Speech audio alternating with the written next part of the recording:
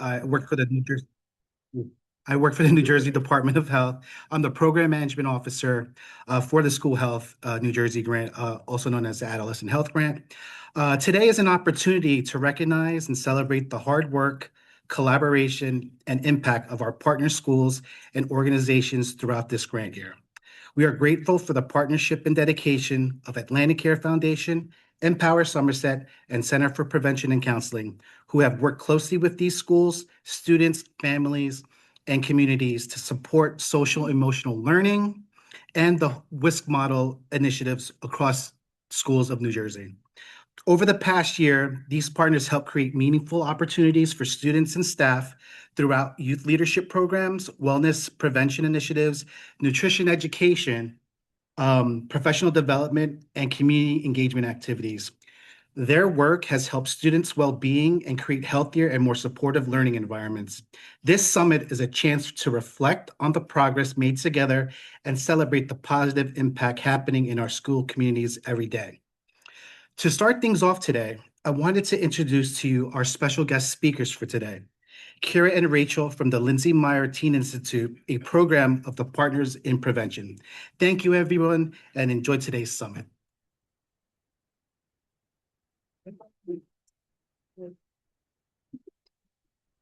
Hi.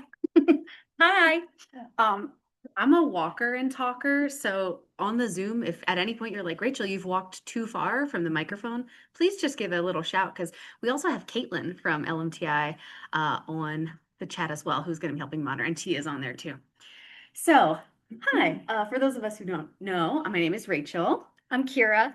Caitlin's on there. And we have the honor to do our little training today on psychological safety, because all of y'all, what you're doing is beautiful. There's so many different facets to safety. So let's just jump in. Should we just jump in? Let's jump in. Okay. On a scale of 1 to 5, and you guys can do it in the chat. Y'all can scream out if you want to, or if you're more reserved, if you want to do a 1, 2, 3, 4, 5, that's fine too. On a scale of 1 to 5, with 1 being least likely, or no, that's not me, and 5 being like, I'm jumping out of my seat excited for this. How likely are you to be at the beach this summer? Okay, we got a 5. We got 5s. We got 5s. We got 5s.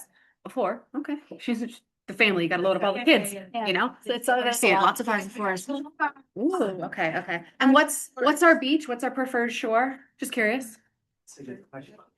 Asbury Park. I love Asbury. Come on, Stone Pony, Seaside. I love a little Cape May, a little Cape May moment. I feel like I'm just like walking like a. My friend has like a family pass to one of them, so it's the one that I go to for free. I don't know what it's called. I just show up to her house, we hop in her car, and we go to that beach. That's mine. Beautiful, beautiful. Okay. All right. So on a scale of 1 to 5, how much do you like to listen to music while you work? Okay. Ooh. Polar opposites. Does it depend on the work we're doing? It depends. With a 0. No, like I feel like I'd need a silence while we work kind of person. Okay. 1s, 5s, 0, yeah. Do we, sidebar question away from this prompt for us personally, when we're in the classroom and we have that time where it's like silent work, guys, we're going to work on things. Do you guys put music on? Thinking about, we had a lot of 1s, a lot of 5s, a lot of 0s in here. So just throwing that out there. Okay. Maybe. Yes. Yeah, beautiful. I enjoy pineapple on my pizza. Gas bar before I even finish it. Oh, we got haters in the room. I see you. There's nobody. No. It's like a 3 I'll for proudly proclaim a 5. For me, I really enjoy pineapple on a pizza, but it needs to be like a very specific pizza. Like it can't just be on any pizza. That's true. I like Pineapple and onion. pineapple, onions, and spinach. We've gone too far. Okay. On a scale from 1 to 5, how comfortable are you with public speaking? No warning. 4, 5, 4, 2, 3. Maybe it depends on the time. 5, yeah. Sure. Definitely depend on the topic. It's a lot harder to get up and have to public speak about something you Can you go up and present on airplanes for the next 30 minutes? Easy. Done. Yeah, you Vroom, got vroom. They don't even vroom. Boeing 787, anybody? Yep, I'm ready. How likely are you to build an icebreaker into your workshop or lesson on a scale of 1 to 5? Fives around the rooms. Okay, beautiful. Love that. Bunch of fives on. In the virtual. Fives in chat as well. I love that. As you can tell, we're fives on that as well. Rachel. Rachel put this one in because Rachel's answer is a 5. How likely are you to get sidetracked chit-chatting with a coworker? Mm. They look right at each other for the people at home. Okay, we got a little bit of range. Depends on the person, depends on the season. It's like when the teacher starts lecturing, like, everyone needs to pay attention. Everyone just turns their head to that one student. Hey, it's good. Yeah. And last one here, on a scale of 1 to 5, how often do you think about psychological safety when building your lessons? How did this question get in here? What crazy. I saw some hands, I saw some zeros, I saw some ones, I saw some 5s, 3s. Absolutely. Yeah. I think all of those are perfectly reasonable. And Yeah. I think there's going to be a lot of ways that you realize that you already are thinking about these things, even if it's not intentionally. Yeah. But hopefully we'll also be able to think of some new ways to add intentionality into building our lessons. Yeah, absolutely. So we always like starting with an icebreaker because of this idea of connection before content. And that is going to have a lot to do with psychological safety, but it's also, I don't know, just joyous and fun for me, especially when working with youth. So it helps you to start building that connection before diving into the nitty gritty where I'm doing my life skills lesson. And today we're talking about coping and moping. Like, I was going to do a whole WMBI for everybody at that point. But it starts to build this sense of trust and community and rapport within your group. And it's really, a lot of people might look at something like we just did, or like, the categories game where you run around and pick things, or like the rock, paper, scissors game in the beginning. And they might go, why are they wasting 5 minutes doing this fluff? We got to do this thing. And we get that all the time. We go and do things and people are like, it's just fluff. Why are they doing the fluff? It's not just fluff. It is very intentional and purposeful to build the space to do this first, to say this is a space where we will trust each other, we will communicate with each other, and have a little bit of fun and get into it. So it does all that. It builds that sense of rapport. It starts to do that. But it also helps me and Kira understand who's in the room with us, who's in the Zoom with us. Hello, I didn't forget you. And better understand what's going on with people on an individual level. Like I know, for example, I might be sitting some people not next to each other if we've got chit chatters who like to sidetrack each other. Or when we ask the question about music and listening to it, I might go, oh, okay. So when We had do a that lot quiet of work, low, numbers on Yeah. here. Maybe I can think of a different way to, offer quiet spaces or options so that the people who don't like music are able to work as well as the people who do. Yeah, it's all about like that learning preference and getting to know people on the individual level for us as a group, and really just creating that sense of community and belonging, which is something we'll talk about a lot as we explore safety, because I don't know, I feel safest when I'm with my people, right? Like going to new things is scary. Stepping outside of your comfort zone, stretch zone is great, but sometimes we stretch too far and we might snap. When I'm with my people, or the people who I'm like learning to become my people, Yeah. I feel that safety. Yeah, and even if we're in like a space that we've been in before, but it's been a very work-centered space, a goal-oriented space, we might have been around these people lots of times, but may have never had the opportunity to really build that community, that belonging, that comfort with each other. And so those things are still not fully there, even if it's like, well, yeah, like I see you on the street, I know who you are, but do we know each other? And so it's always important to give that space, because learning happens best when we feel comfortable. Oof. Okay, I'm ready. I'm excited. So just our objectives before we jump in. We want to increase the understanding of psychological safety, understanding ways to create that safe environment, and not just tell you that it's important, but give you some tools for how you can build that into your stuff, and have those tangible strategies. But what I want you to all do, and for the viewers at home, is have I call it an OMG moment, a one meaningful goal. You can have this in your head. You can write it on your phone. You can write it on a little notepad if you want to. But I want to know what you want to get out of this. What do we have? 40 minutes left. I want to know what you want to get out of this 40 minutes. So take a second, think about that.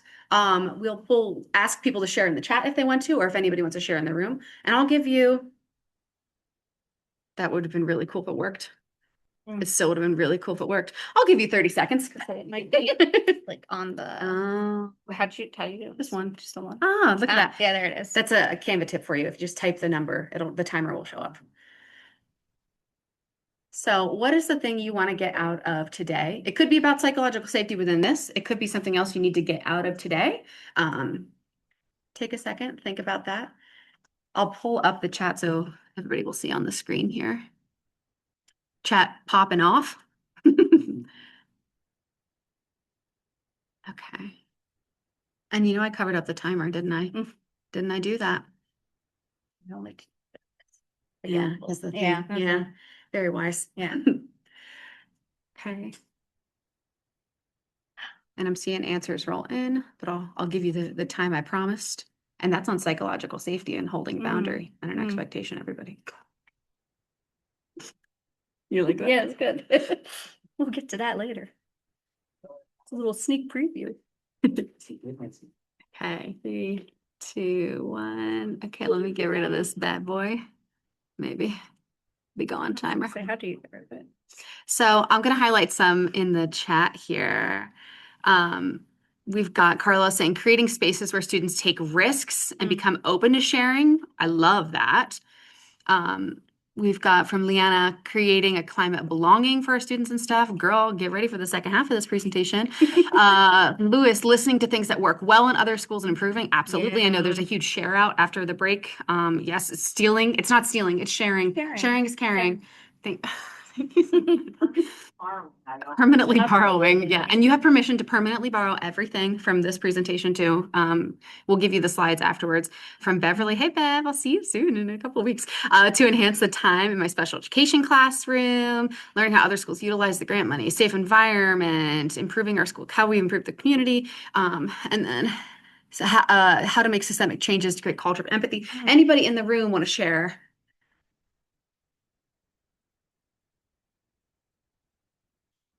I hear this mic will pick up to 15 feet, so don't you worry, they'll hear you in the Zoom too. I think what I want to take away from this is to just be mindful of keeping this in the forefront when I'm in the front of a group of kids or students or people in general. Every time, keeping that in mind. Yeah, Absolutely. intentionality. Yeah, I also want to learn about more on objective 2, basically, the understanding and creating the safe ways and environment. So Yeah. that's very, very important today's. Same with me. You maybe learn new strategies for to have a safe psychological environment. Yeah. Object number. Thank you.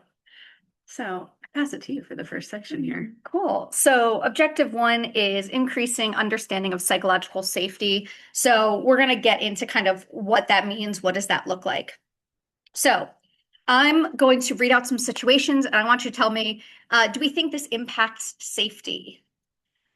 Ken does not wear his seatbelt when he is in the car. Does that impact safety? Yeah. He's got to wear his seatbelt, right? We know that public health, that's, one of our best public health innovations. Put it on that seatbelt. Jennifer teases a boy for crying after he failed a test. Is that impacting safety? Yes. Yeah. Yeah. Maybe not as observably, right, as not wearing your seatbelt, but absolutely, right? It's adding that level of discomfort in the classroom. Students try to ask questions to their teacher, and she tells them they shouldn't talk and just listen. Is that impacting our safety? Yeah. Yeah. I said it already. I'll get to it later. Just hold on. Right. I think it's a thing that a lot of us have heard in classrooms. And I think especially, maybe when we were in classrooms, it was a lot more common to hear that. Students should be seen, not heard. And sometimes you have said it 20 times, and inside you might be like, I just said it, and it's written on the board. And we'll take a breath. And we'll talk about how we handle things like that later. Absolutely. Students in a classroom spread rumors about another student. Yeah, absolutely. Dylan sticks his head out of the window of the school bus. Dylan, I know. We all know a Dylan, right? And a teacher tells the students that the test is so easy. If they fail, they clearly weren't trying hard. Yeah. That's right. Yeah, absolutely.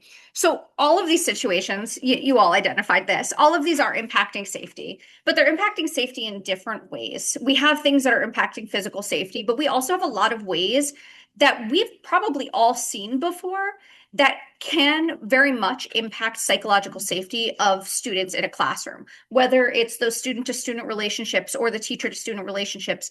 The environment that's being fostered is going to impact a student's ability to feel comfortable, to learn, and to feel safe. So, what is safety? Physical safety is what we think of, I think, a lot of times when we think of safety. It's where the body is protected, physical danger, injury, threat, or harm is absent or minimized.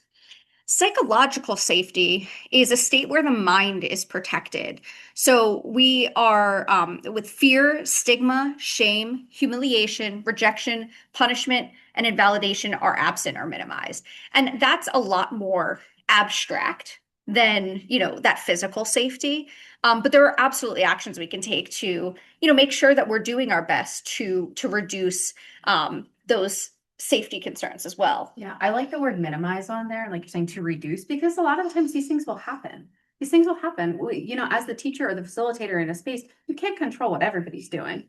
As much as we want to, we cannot control that everybody has their own autonomy. They should have that. But how can we minimize it? How can we create structures in place or address it when it does happen? Yeah. Call the elephant an elephant, right? So a psychologically safe climate is one where people are comfortable and able to do things like share ideas, ask questions, give and get feedback, admit mistakes, ask for helps, all without fear of repercussion. That's the really big deal, right? Because there might be times where we're like, I need to ask this question, but I feel like when I ask this question, it's going to come back to bite me. I'm going to get in trouble later. I'm not going to, get a good grade because I, pushed back against the teacher. So it's important to think about what we can do to make people feel comfortable to do these things.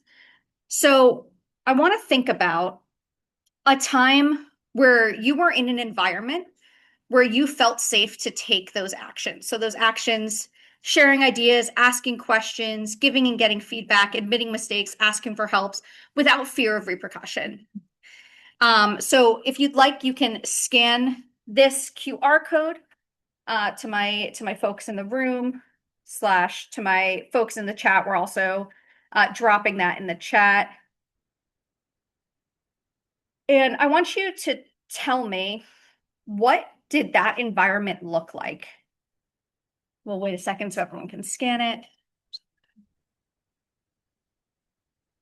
So again, we're thinking of an environment where we felt comfortable to ask questions, make mistakes, ask for help. What does that environment look like? What did it feel like? What things happened in that environment? If the QR code or anything isn't working, just hold your answer and It's working. Okay. So the question is, what was the environment like where you were, when and where you felt safe? Yeah. Yes. Okay. What did it look like? What did it sound like? What did it feel like? Like there's no wrong answers here. And I'll pull up our little cloud. Ooh, you can see things are already starting to come in. If you haven't used Mentimeter before, you can put in multiple answers. But if you haven't used Mentimeter before, that's what we're using. It is a free tool. I'm just gonna sure it was sharing. generate a little word cloud here.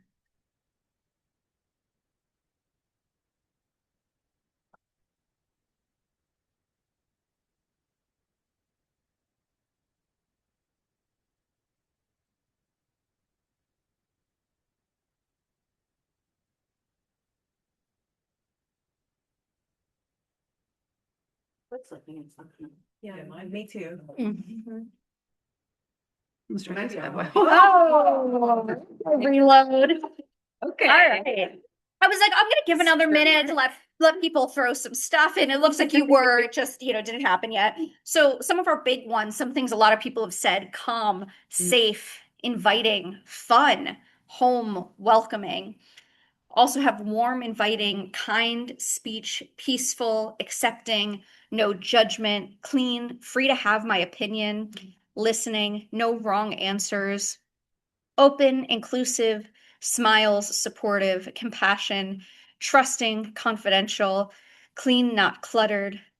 Yeah, Yeah. absolutely. I like taking the time to like reflect like this before we jump into the strategies we want to give you, because so you have so many of the answers like in your toolbox of things you've borrowed permanently, as you said, from other people. You know instinctively, like belonging and safety is such a hard thing sometimes to put words to and articulate. Like, what does it feel like to belong? Right? That's kind of like tricky. It's like Yeah. when you know it, right? I don't know how to say it, but when I see it, I really know. But we do know. We have some clear themes that are emerging here. So thanks for reflecting on that. Yeah, we've been there before, right? We've been in environments that both have felt psychologically safe, like we felt like we belong, and we've probably been in environments where we did not feel that way too. And both are important to help inform us as we build out our own practice and intentionality around creating these environments. Yeah, and I'll say too, like, we have the gift of age and experience. For some of our kids, this could be the first space that they are feeling that in. So really like taking the time to intentionally build that in. Yeah. So I love the word intentional. I don't know if you guys have got that yet. All right. So bring it back. So more on why this is important. If there is low psychological safety, again, there's going to be fear, mistrust, apprehension, concern, guardedness. Again, the learning might not be as good as it can be. They might not be willing to ask questions, get clarity, or ask for help.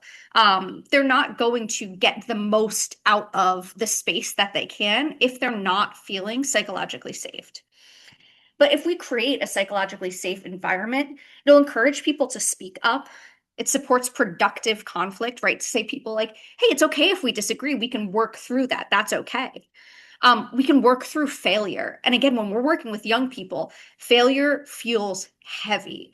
But it's really important to frame failure as an opportunity to learn and to grow and not as a bad thing. But, there is a lot of fear behind that. And especially if we're in an environment that has low psychological safety, there's a lot of that fear around failure and how is this going to be reacted to and how are people going to respond to it? And how am I going to seem, and shame around that. It also can help promote creativity and innovation, right? If we are feeling comfortable and free, we might be willing to throw out an idea that we wouldn't otherwise share if we weren't comfortable in that space. We might not be willing to share something if we don't feel comfortable with the people in the room. But that we all did something silly, and I saw the jock who I'm scared of do a dance, for this game at the beginning of, okay, maybe he's not that scary anymore. Maybe now, I don't feel that fear of, whatever the reaction would be if I shared this silly idea. And increasing accountability and ownership. Again, creating a psychologically safe environment just makes it easier to fully engage with whatever it is that we're doing.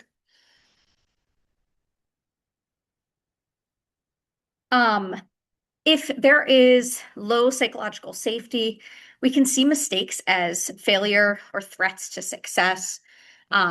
We'll keep our ideas to ourselves. We might suffer in silence. What else do we think might we see if there's low psychological safety in a classroom? Poor performance. Poor performance, Like even absolutely. academically. Yeah, absolutely. Poor performance, right? Because they might not be asking for help. So they might be struggling and not getting that help that they need.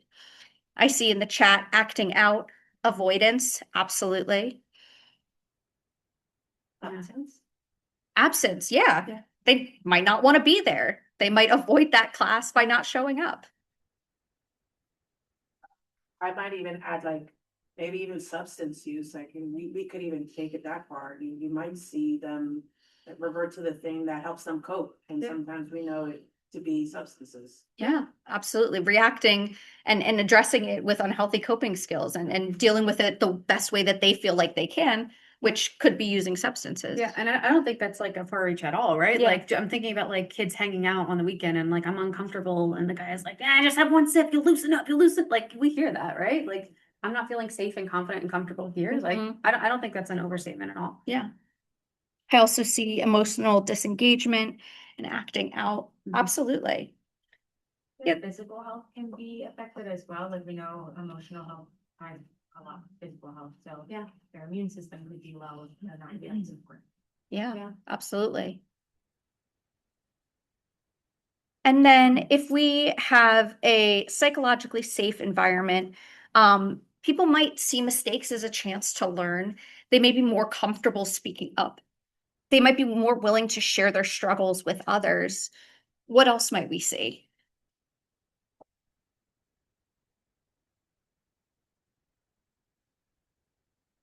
Taking risks. Taking risks, yes, absolutely. Taking those positive risks that they might not otherwise be willing to take. Just being themselves, because they feel comfortable. Yeah, absolutely. Being themselves because they feel comfortable to do so. I love that. Like I when know. a kid, even an adult, a kid, anybody, it's just like, this is who I am, buddy. Like, it's great. Yeah. Like, yeah, I love that. Supportive of each other and more supportive. Yeah. Yeah. Yeah, being supportive of each other. And I see in the chat as well, forming bonds. Absolutely. Feeling of empowerment over their experiences and learning. I love it when they gas each other up. We work with our high school counselors for our summer program, and they have like a large group chat that we're in, and they're constantly like, "You go, yeah, that playing role, Yeah. like, oh, that's beautiful." Awesome. So when we're talking about psychological safety, we're going to talk about a lot of ways that we can try to intentionally build these things in. But we also want to talk about, balancing safety and responsibility because, there is an appropriate amount of space to give, and boundaries are a part of psychological safety. So you can see in the chart, we need psychological safety and accountability. Both things are necessary to really create a safe and responsible environment. So if we have low psychological safety and low accountability, we're going to have apathy.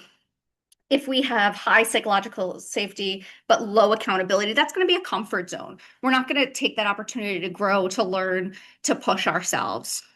If there's high accountability but low psychological safety, that's just going to be anxiety zone, right? Like we're not going to feel good. There's a lot of expectations of us, but we don't feel like we can ask questions. We don't feel like we can speak up, ask for help, push back, and then the ideal situation, we have that accountability. We have, those standards, expectations, but we also have that high level of psychological safety, and that's our best space to learn in. So, if we have too much safety and freedom, and too much control and accountability, it's not healthy. It's not enough that people feel safe. They should also feel engaged and challenged and pulled in. It's okay to expect excellence or greatness and encourage it, but it's also important to acknowledge that effort is a priority as well. Like, not everyone is going to excel at everything. And if we're trying, that's an amazing step. Yeah. I love this point too, the support and not a crutch, like having to try. Cause like a lot of times we'll get I think kids generally feel pretty safe in our camp and our environments. And every once in a while I'll get a kid and they'll say something and they'll be like, oh, well, this happened and I'm not comfortable with X, Y, and Z. And this person didn't respect that boundary. And I'm like, wow, I'm so sorry. Like, thank you for coming to me. I'm glad you trust me. Like, I'm sorry you're feeling that way. And then they'll be like, well, I'm not working with them anymore. And I'm like, okay, did you tell them about this? Well, they should know not to do that. I'm like, how can you, people can't respect a boundary. Like, you enforce a boundary, they can't enforce your boundaries, right? So that accountability is so important in it, right? And teaching them resilience, right? Like, I'm thinking of like the helicopter parent, the lawnmower parent. Have you heard the lawnmower parent term? That's the one who gets in front of them and mows the lawn. It creates this clear, beautiful path for them. And then parent steps away, guardian steps away, And now I'm like trekking through the woods. I don't have a machete. I don't have a clear path in front of me. I didn't learn this accountability. I just had this safe space. Yeah. So it is that balance Yeah, of like, absolutely. yes, you deserve this safe space, but like, There's also how are we gonna actions make it? you need to be involved in. Heard you all mention a great example I've used since, I don't know if they could hear me on the chat, but if you could say it, the analogy of like Destiny's Child, where not everyone's a Beyonce. Yeah. I think that, and you know, like meeting people where they are, I think that's just great. That theory, I think Yeah. more Yeah. people should know Yeah. about. We're all, and I don't know if y'all heard that, but basically like meeting them where they're at, we're all going to have different starting points. We're all going to have different comfort zones. And you know, you have the kid who's like, comfort zone, what's that? Yeah. I'm jumping on stage. Okay, great. And then you have the person who's like, I'm forced to be here. Mhm. I don't want to be here. I want to be in my room. I want to be playing Fortnite. I don't even want to be playing on a squad. I want to be playing by myself. And that's okay. We'll meet them where they're at. Yeah, and this can look different for different people. The way that we're engaging and challenging people is gonna have to be different depending on who it is, because the person who jumps in and is ready to do everything, the accountability that we need to give them is those like boundaries of like, how do you take care of yourself? What boundaries do you need to set? Like, how do you, balance your desire to do everything and your needs as a human? Whereas the person who might be really, pulled back, disengaged, we might need to set that accountability and that psychological safety in a different way. And, it's going to be different for people, and because everyone's different and everyone functions in different ways. Yeah, we want to create an environment that facilitates, not guarantees success. Again, we're giving them opportunities to learn, grow, develop with this structure. And we want to respect humanity and not shield from vulnerability. Vulnerability is absolutely a part of psychological safety, and it's about creating a space where people can, be more vulnerable. So, okay. This Kira and I make our slides so differently. You can always tell which slides I made and then which slides Rachel made. We like to present together because I think we have very different. With the balance. Where it's the balance. It's very Safety and different accountability. facilitators. Meat, potatoes. Yeah, absolutely. Pineapple pizza. So I want you to think about this. You don't need to like shout at anybody, but I was this was maybe like 6 or 7 months ago, 6, 7. I was at a training. Sorry. Recorded. I know this is recorded. Yeah. This is forever on the DOH website. I was at a training and the keynote was on the stage and they were talking and they asked a question to the room and nobody answered. And it wasn't just like do you like pineapple on pizza, which I would consider like, that's a very like, it's not as vulnerable. Maybe it is. Maybe some people are really shy about it. A low entry. It's a low question. entry point, right? Low threshold. It was a more like very personal, reflective question that nobody answers in the room. He's been on stage for like 10 minutes. Okay. It's the start of the conference also. And he's waiting. He's like, why is nobody answering? And then he just goes, this is a safe space. Come on. There's social workers. There's clinicians. Come on. This is a safe space. Tell me. And I'm like, hello? I get just the worst taste in my mouth. And I'm like, I get a little grudge, I'm like, I'm not answering this question, whatever. But I was sitting there and I was just like hearing that. And I learned a lot from that moment. I was very mad during the keynote. I'm like, why am I watching this? But I learned so much from this man because he was hurling it as an accusation, as a declaration. This is a safe space. And you can't declare that, right? You can't tell somebody you're safe here. Answer the question, Kira. Like it's a deposition, right?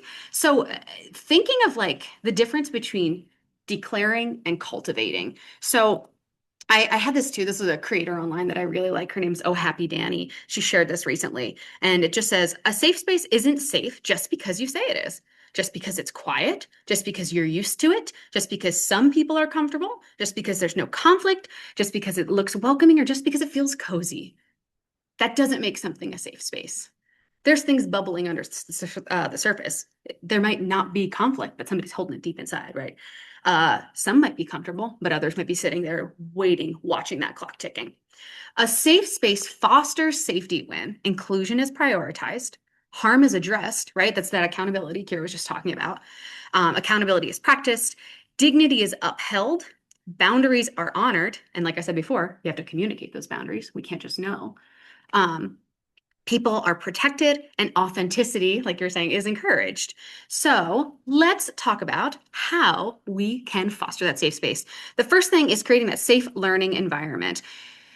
We cannot expect our students, or adults for that matter, to learn if they don't feel safe, right? Our little lizard brains will take over if we feel unsafe, right? We're going to, you know them all, fight, flight, freeze, fawn, not learn, right? We're trying to cope, that adrenaline, whatever it is.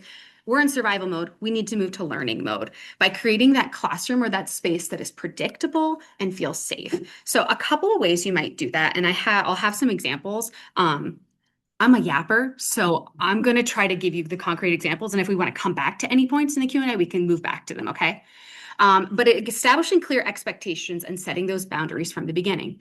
Now, that could look a lot of different ways. Do we have, like, if we have a youth board, are they signing a contract? Do we have like a letter of like, what does this role entail? What might you expect in this? You're going to take this 5 classroom session thing. What are the outlines for each thing? What are we going to be learning, right? We set the learning objectives in the beginning of this.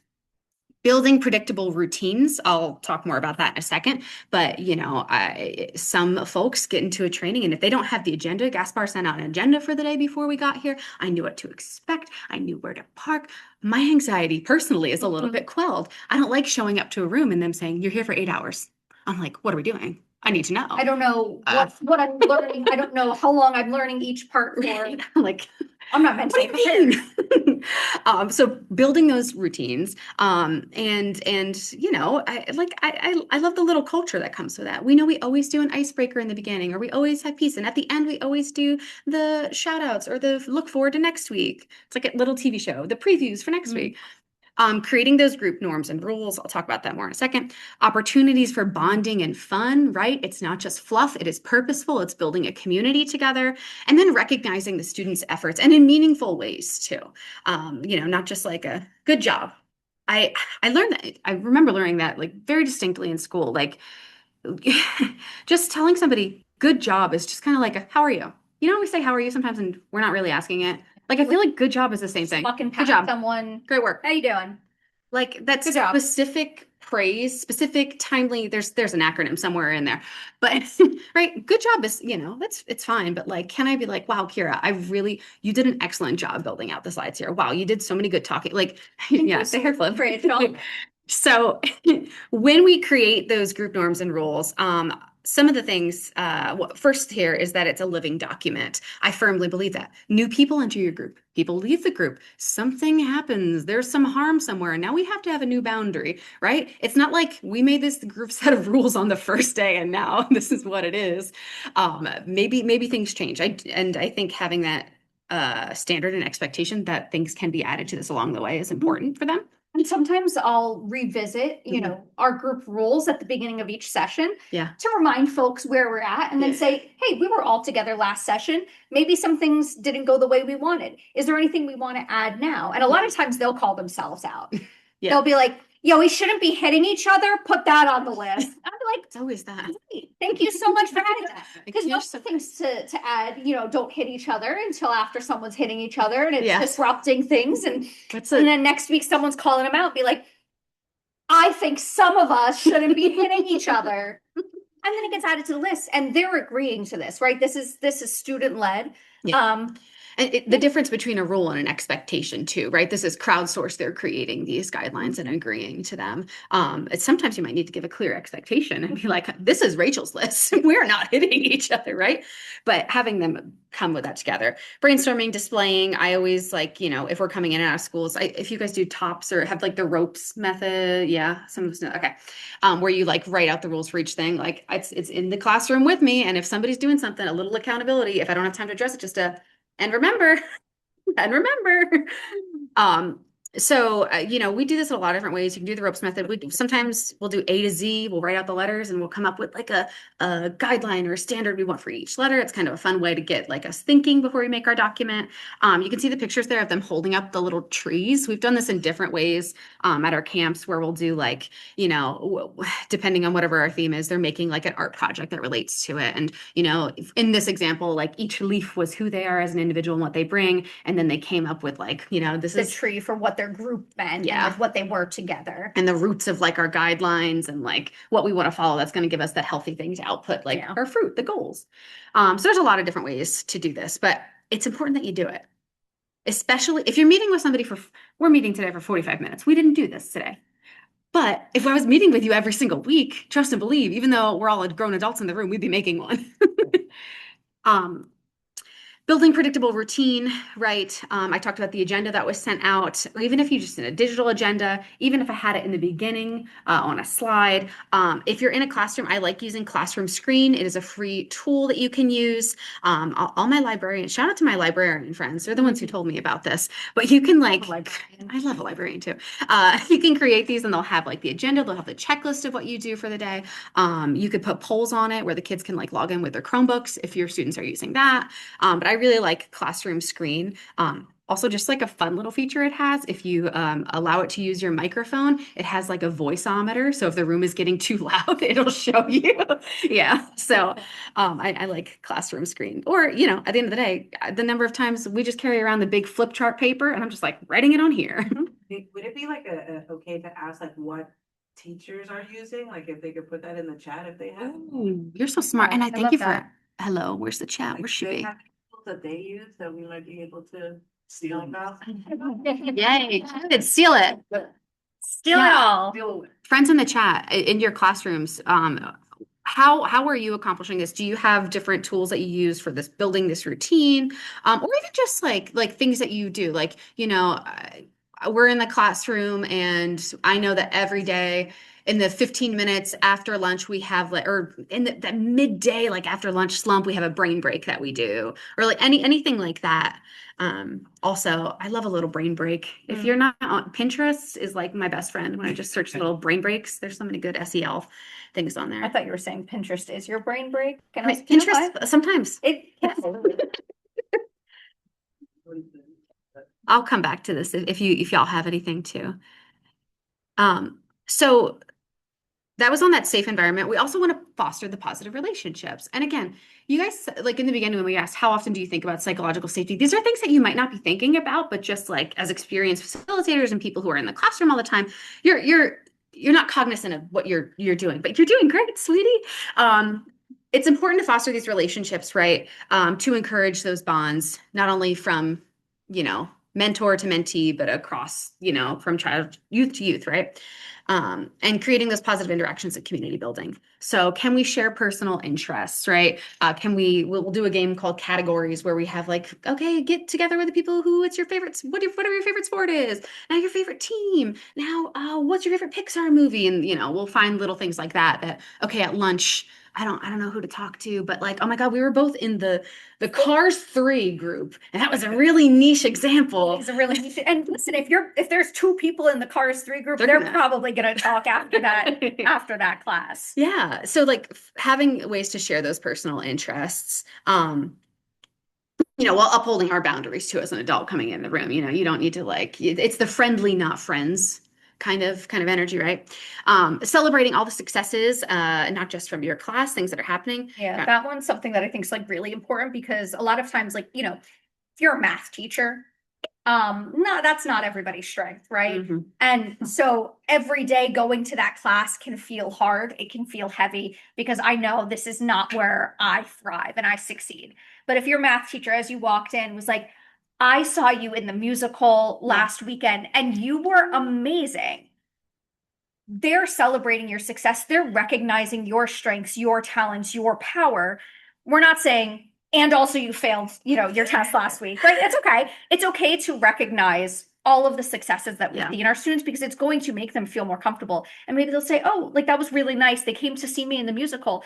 Maybe I'm more comfortable in going to them and asking them for support. And maybe they don't think I'm stupid and, you know, looking down on me. And instead they're like, oh, they see me as a person. Can I tell you all very like it's you said you just awoken something in me because I was really yes it really is of like an excellent teacher that I had. I was horrible in math and I was in a pre-calc honors and I'm like, why was I shoved into this classroom? Like I shouldn't have been in that classroom. That was on like, you know, not meeting me where I needed to be. And I was struggling. And my pre-calc teacher, shout out Miss Palmer, she came and saw me at the musical. I was Linda, and then she talked about it to the whole class. She was like, everybody should go. And then like the next week she was like, look, my daughter dressed up as her for Halloween. Like, and then I don't know how I started doing a little bit better in pre-calc because I started having this relationship with her. It was still a struggle, let me be honest with you. But I got through.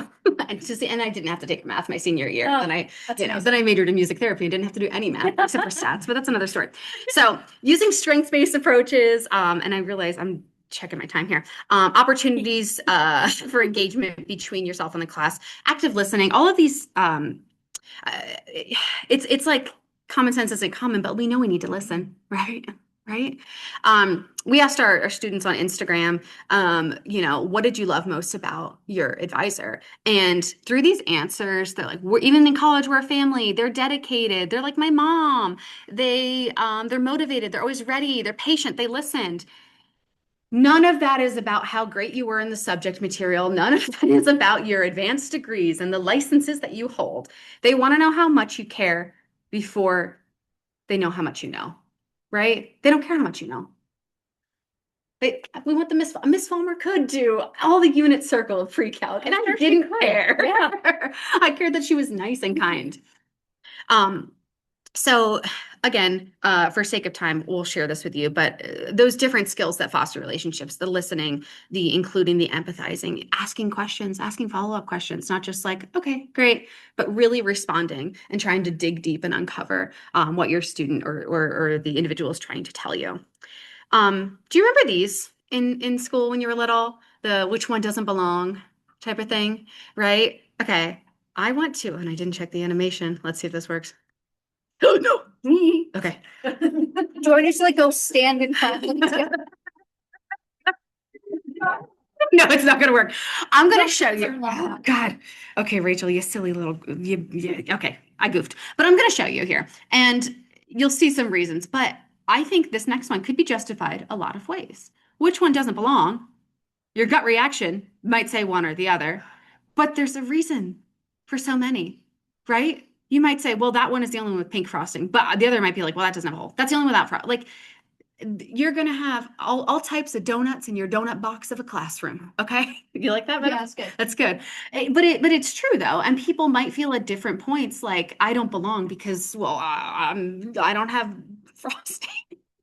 Bear with me for this, but there might be different moments, right? That sense of belonging, even like your most like popular kid in your classroom who you think gets along with everybody might be having these feelings too because you know they're the only one that has pink and frosting and sprinkles and they're like, oh man, I don't fit in here, right? We all feel that, I think, as humans at some point in our lives.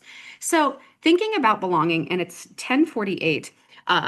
I will show you one thing and the next slide, and then I'll take a pause to see if we want to continue for 10 minutes or if there's questions, because we like to pack more in than we can.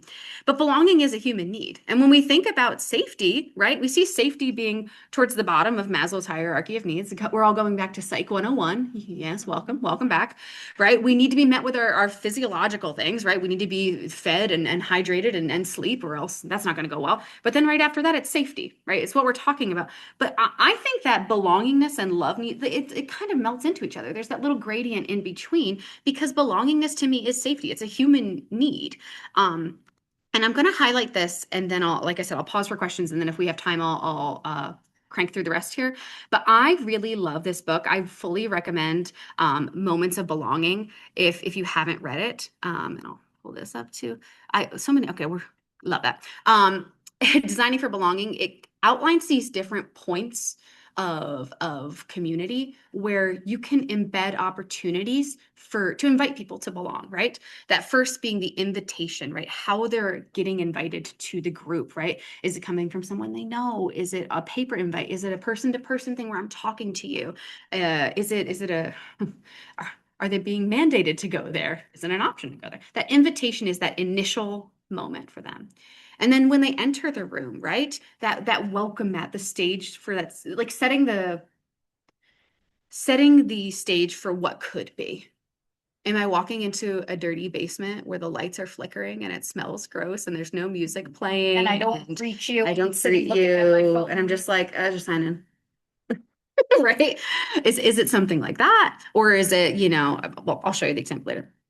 Joining, are there different mechanisms for participation and for those different levels, right? For your Beyoncés who are on the stage and your Kelly and Michelle's who are like a little more reserved. Are we flowing that rhythm in the dance we feel as a group? Diverging and exiting is another point in there they talk about, because some people will leave the group and there will be dissent, you see later on, right? Being able to disagree is a sign. If you see people disagreeing, like in your classroom at space, it doesn't mean they don't belong. It means they belong. Because if I don't feel like I belong, I'm not telling you that I disagree with what you're saying. Yeah. Like that thinking about that way shifted my perspective in a lot of ways. So we have to learn how to work together and repair. That's another point here. How can you do that? And then that contributing, it's the more you contribute, the more you feel like you belong. The more you feel like you belong, the more you contribute. How do we start that cycle? Right? Maybe we feel like we belong and then they're contributing. Maybe we got to like flip the switch, trick it a little bit, and we're doing the pineapple on pizza game in the beginning and we're contributing and then we feel that way. So it's 10:51 and I know that there was keep going?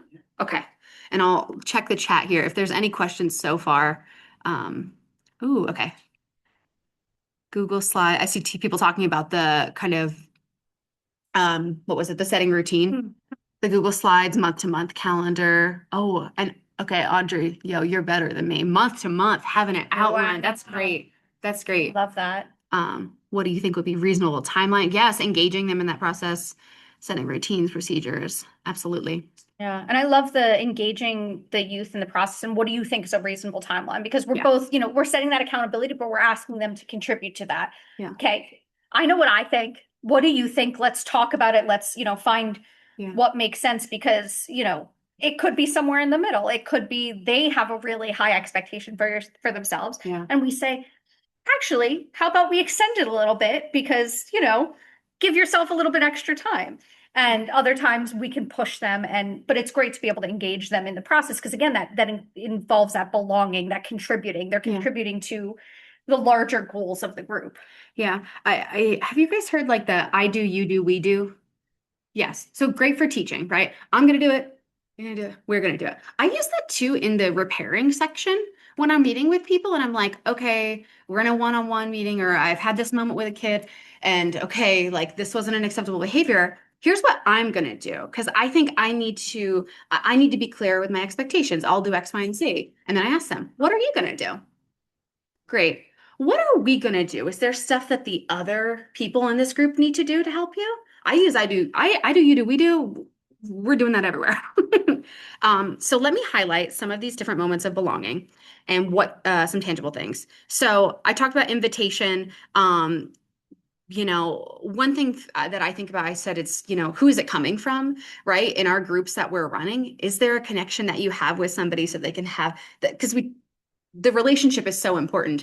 Can I connect them with somebody else who has a relationship? Can the invite come from a guidance counselor and not just like the strange lady who comes to the school once in a while and like, I don't know who she is. Like, what is she doing here? Does the invitation require prior knowledge to understand? We talk in alphabet soup all the time. Is this clear? I use the Flesch-Kincaid readability test. I'm a communications girly. So if you Flesch-Kincaid readability, you can Google that. If you're and put your language from your flyer in this, it's better than any chat, automated language learning model, whatever. And it's going to tell you this is the grade level that you are presenting at. So when you have a flyer that's like, join our prevention club, which aims to reduce the rates of underage substance use, that's what you're doing. That's at a high school level. Guess what? Even most adults are not reading at a high school level. And now this is for kids. Is this accessible to them? My goal is always like a 6th grade reading level. If I can get it there or under, I'm like, great. If I can get it lower, excellent. This isn't for, I'm giving this to the people. I'm not giving this to like, you know, my white coat PhD advisor. No, I need you to understand it because I don't got a job if you're not there. Right. And what are we doing for the community if that's, you know, entering, that's setting the stage for what could be. You know, some things you could do, asking people to introduce themselves in the beginning and doing that every single time because you might have new kids who come in, or this might be the one time a week they see this kid. Also, I don't know about y'all, as I get older, I'm like, I don't know your name. And they come up to me. Oh my gosh. The kids who come to our camp, I see them for 1 week. And then 3 years later, they're like, And there's Hi. 250 of them that were meeting for the first time that one week. please remind me. And then they walk up to a tabling event where we're at a school with So sweet, though. 750 kids and they go, oh my gosh, do you remember me? I'm like, And they go, it's like, I'm sure. Remind me. Remind me. "Oh, has a bid. Has a bid." But I did that in the room today. I did it with Betsy because I was like, I know your face, girl. Help me out. Where are you from? But introduce yourself. Have everybody introduce themselves. Like, and then, you know, if you want people to share pronouns in the beginning and not forcing anybody to do any of this is also an important step too, right? But knowing that they have the option to do it if they want to. And that cues for some kids that like, oh my God, what? they care about me. But like it's a comfortability thing. So, you know, modeling these behaviors that I'm going to introduce myself. I'm going to say the fun fact too. Haha, right? We're not asking them to do things that we wouldn't do. Respect their actions, right? Making sure the space is physically accessible to all. Are you in a basement that has stairs and it's restricted? And you know, there's no, or there's, you know what I mean? Like, okay, we got to move this up to the ground floor. Having music playing. I love having little jams playing when people enter in. Here's a couple of pictures of things that we've done. The far one with the pom-pom balls is from our thing last year we did with you guys, but like a little check-in thing, anything like that. Having posters on the wall where they can do just a little marker check when they walk in. Decor. Like again, even if I'm rolling up and they gave me the dingiest little space in that basement. Okay, well I have like I've got a Febreze can in my bag and a little rug that I'll unroll. Chaperone. Chaperone play. Shout out boards, conversation starters on the table. It could be cards. We have a giant Jenga that does it. A lot of different ways that you can just like we walk in and we're like, oh. I just wanted to say, because like, I know a lot of our schools do community events, family events, where sometimes they're looking for activities to even be run by somebody. These are simple things that run themselves as well. Yeah, Yeah. absolutely. It really is like a low prep, low Low supply type Yeah. of activity. Do I have a piece of paper and a marker? I can Yeah. put it down. I bought those pom-pom balls 2 years ago and it was like $5 for all of them and I'm still using them. You know, it's something that you could really delegate out to I mean any youth member could run any of these, any adults, so or set them the night before. 15 minutes early, you make a couple of boards. Yeah. I know with Finish the Doodle, Rachel writes Finish the Doodle and then draws a couple lines on the paper and then just leaves some markers in front of it. And then that gets created. It's good stuff. Yeah. And it doesn't have to be complicated. We don't have to reinvent the wheel every time. I've got a list on my phone. You know what? Love you all. Gonna skip this reflection. Because do you want to buzz through the last bit here and then we can come back? Yeah, absolutely. So, some other things that we can do, encouraging self-regulation. It's really important to recognize your feelings and behaviors and then learn how to regulate them. So we're teaching common language, making sure that we're all on the same page. Again, like Rachel said, like we want to make sure that the language we're using is at a standard point where everyone can understand. There is nothing wrong with a fidget. Now, I know a lot of people like in the fidget spinner craze, like we're like, I hate fidgets, and that is okay. There are fidgets or things that we can do to fidget that aren't noisy and disruptive. So before this class started, Rachel handed out these Tangle fidgets. Can I steal yours real quick? Yeah. Thank you so much. Super quiet. These, everyone has them. I think people have been playing with them. I saw some people moving them. I didn't hear them. It's not terribly distracting. Sometimes pipe cleaners too. Like how much can you get for like 50 cents? Well, maybe not anymore, $1, Yeah. but pipe cleaners, even coloring. Coloring is something that a lot of times we'll do, especially if we're talking about a heavy topic. Because it's something that's physical. It's something that we can express ourselves with, but we can also still focus while we're coloring. So if you see people doing things like that, it's important to recognize, no, there's a chance they might not be paying attention and we can check in, but it's also important to recognize that sometimes fidgeting can help us learn and engage better. If we're doing something with our hands, our brain might be able to focus better. Yeah, I said buzz through this, but I do have one more point for this. Well, because I don't know if y'all are seeing this and in the classrooms or in the space that you guys are working in, but a lot of headphones and earbuds in constantly. And I personally think if you're coming to a space where you're asking a question kindly and with the intention to learn, I don't think there's a dumb question or a rude question. So I have no problem going up to a student and being like, hey, are you listening to something or do you just have an earbud in? Okay, can you take those out? And if they say it's a sensory thing, I'm like, okay, thank you for letting me know. I'll keep that in mind, but just make sure you're not playing any music. Okay. I'll take a note of that. So I have no problem like having that conversation with kids because it can be like, so if you just see kids with like the over the ear headphones and I'm like, they're not listening to me. Nobody's listening to me. They're all looking down. I'm gonna just not in front of the class. I'm not gonna embarrass them, but it's okay to ask. You're like, okay, great. Let me know if there's a way I can help you. If this is a sensory need, or just let me know how I can help you. Yeah, absolutely. Movement and breathing exercises. Sometimes we just need a break. And if people are distracted, they're not engaging well. Sometimes just getting up and doing, let's stretch for 30 seconds. Let's spend a minute just doing some deep breathing. Giving quiet spaces. Again, if we're doing that free work, music might be great and helpful for the class. It also might not. And so we want to check in and see what people need, and creativity breaks as well. Again, sometimes we're having really long days and it's really hard to focus because we went math and then science and then now our prevention class and everything is heavy learning. And maybe we just need 5 minutes where I can doodle, right? I don't have to think about anything else and I can just give my brain a chance to reset. There's some more resources here. And this is a feelings wheel. So again, finding that common language, just ways that we can help people kind of get on the same page.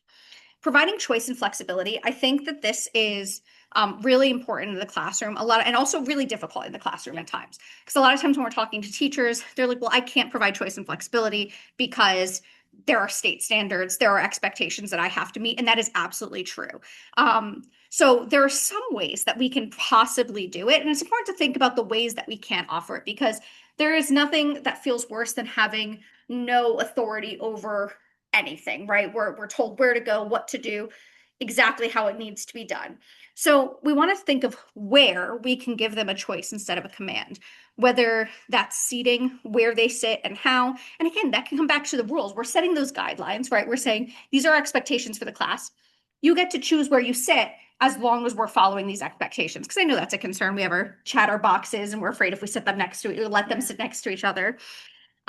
Acknowledging different learning styles and trying to do our best to accommodate those. So not only lecturing, but giving handouts, showing videos, giving opportunities to practice. Opportunities to work individually in pairs or in groups. People like working in different ways. And so not everything has to be a group project. Not everything has to be individual learning. And we can also sometimes give options in each assignment. Be like, if you want to work with a group, you can. If you'd like to work in a pair or by yourself, that's also fine.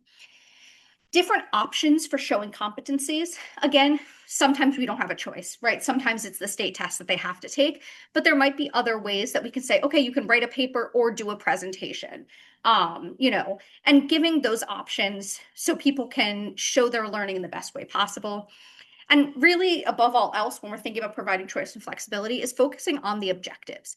These are the 5 things that I have to make sure that happens. If I make these 5 things happen, where in the background can I provide some extra flexibility for people? Yeah, the fancy word is equifinality. There's a lot of ways to get to the end. Am I getting to the end that I need to get to in a way that's safe and appropriate? Yeah. And we went a little bit over. So we have a ton of tools and resources that we will never manage to cover in all of the time that we talk. Like no matter how many times you bring us into talk, we'll never cover them all. So sorry. And so we appreciate you keep bringing us back. If you want to scan here, and also I can put in the chat once we close these slides. But if you want to scan this QR code, this is going to bring you to a big resource folder. It has games and icebreakers, things about belonging, self-care, wellness, engagement strategy. Like, It doesn't have these slides yet because I adjusted them this morning again. Well, later today. And so, yeah, there's just a ton of information that we'll never have time to talk about all of there. But again, it's all for you to use and take with you. And we did it. Questions. Yay. Thank you. I'm going to go back to the last slide just in case people still want to pull that up, and I'll pull up the chat as well. Does anybody have any questions? Yeah, please. Make sure our contact info too. Oh, good idea. At the end. Ooh. Oh, yeah. Oh, sorry. Question, but I have a comment about how, I mean, I don't even think that, like, sometimes I wonder, like, are we like, in our team, are we just somehow telepathically connected? Because we actually have new grants that are going to be coming out soon that are all going to be about this. That's awesome. You know, That's creating amazing. Safe spaces in schools. Yeah. And then so that's coming out like probably within the next 6 months.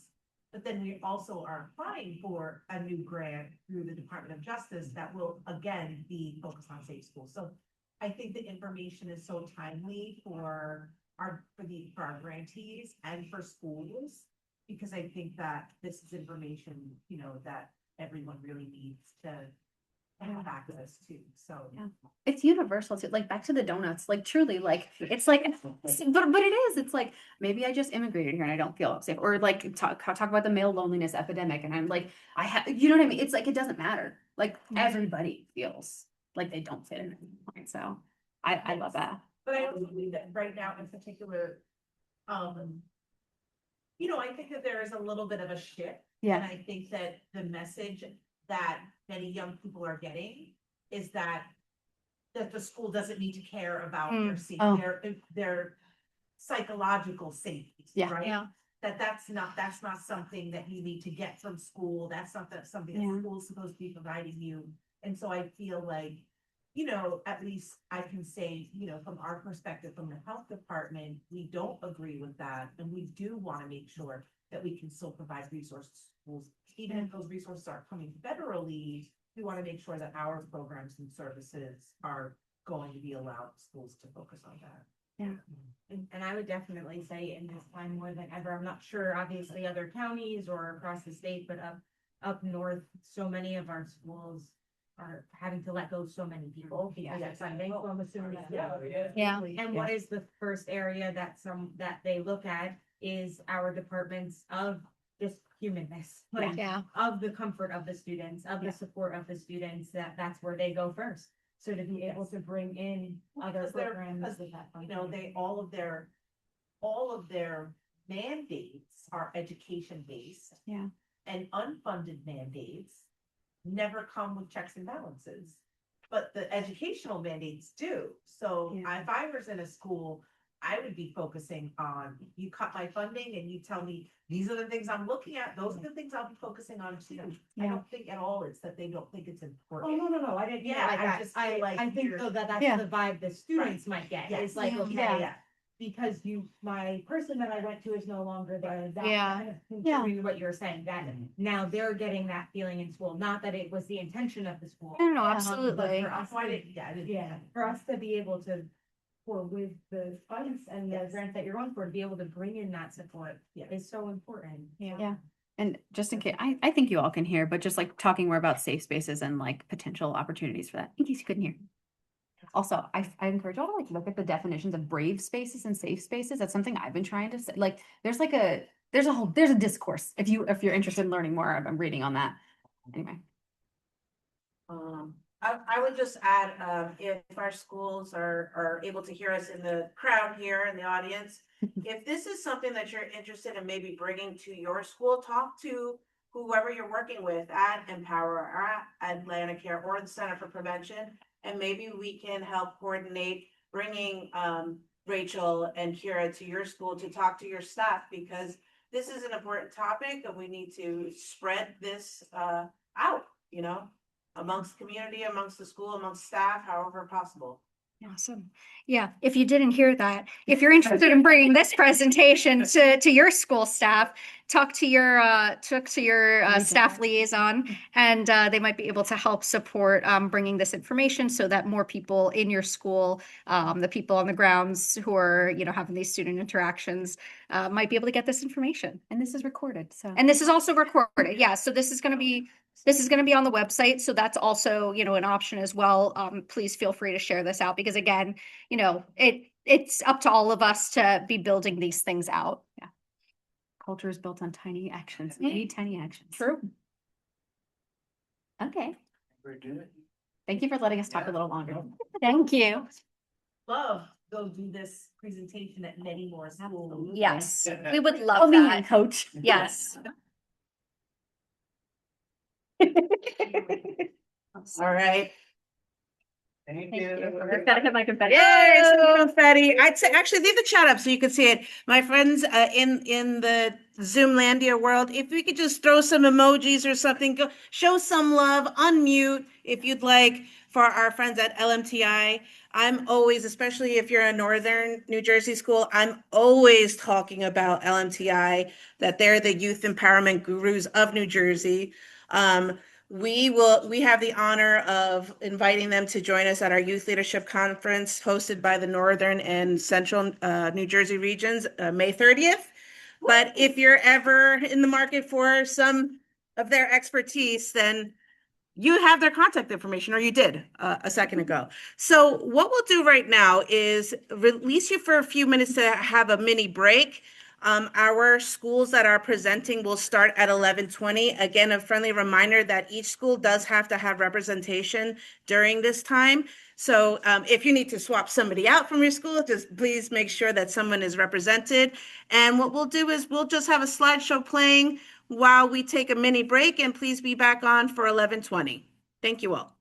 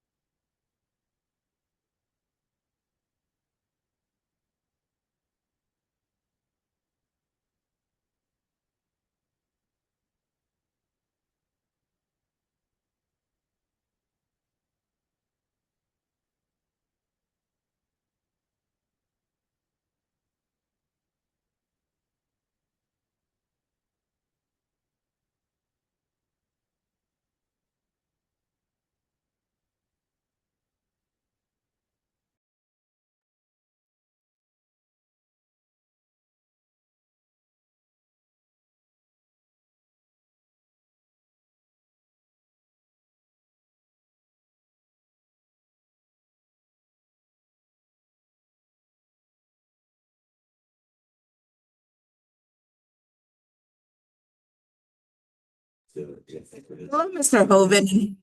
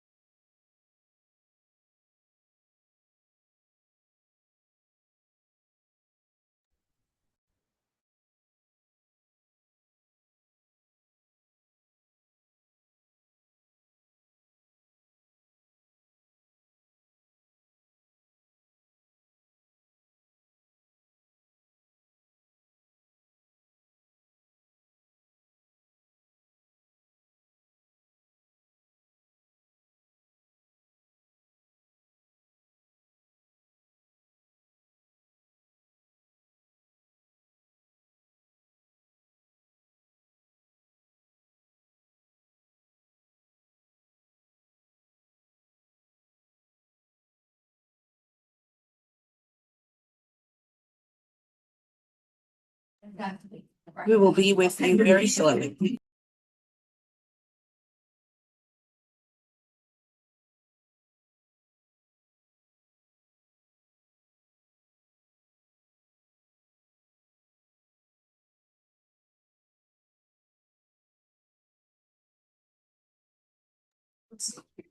I'm just testing the audio. Can you all hear me? Okay, thank you.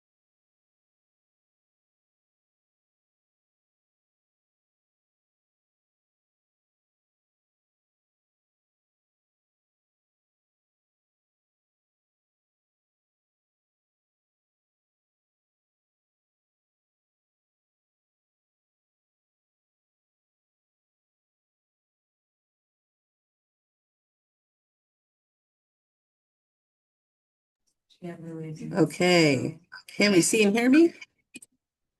Well, guess what? Because on my end, I can hear two of me. I am not as good as LMTI as we use. Oh, It's your phone, you gotta let. it's my phone, that's why. Go away, phone. We don't need that. All right, let's try again. Okay, hello, everybody. It's you. It's the computer. Let me help you. Yes.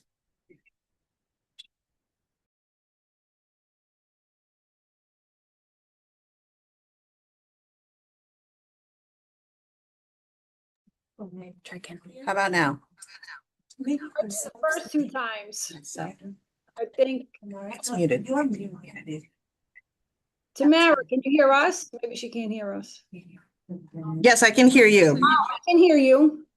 but I can't hear you through the speakers here. So this is always the fun part about this.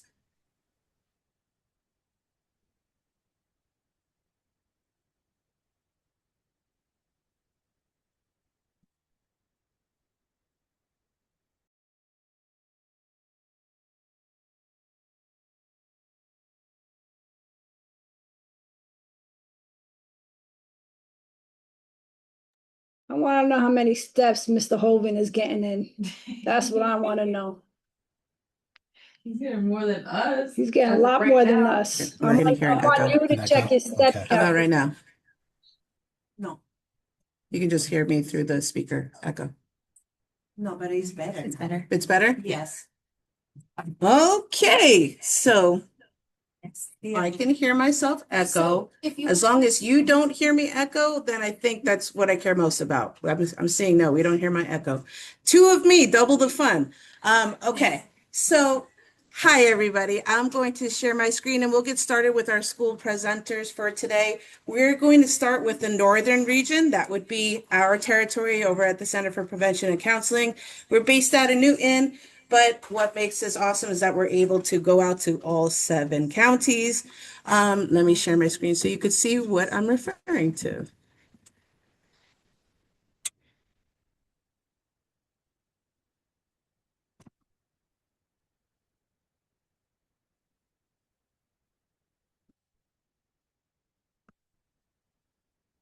And then I guess just give them access Give them access to, so they can talk, I guess. Right? I'll just have to, when it's your turn to present, just say next slide and I will handle that from my end. I think that'll be the easiest way to go.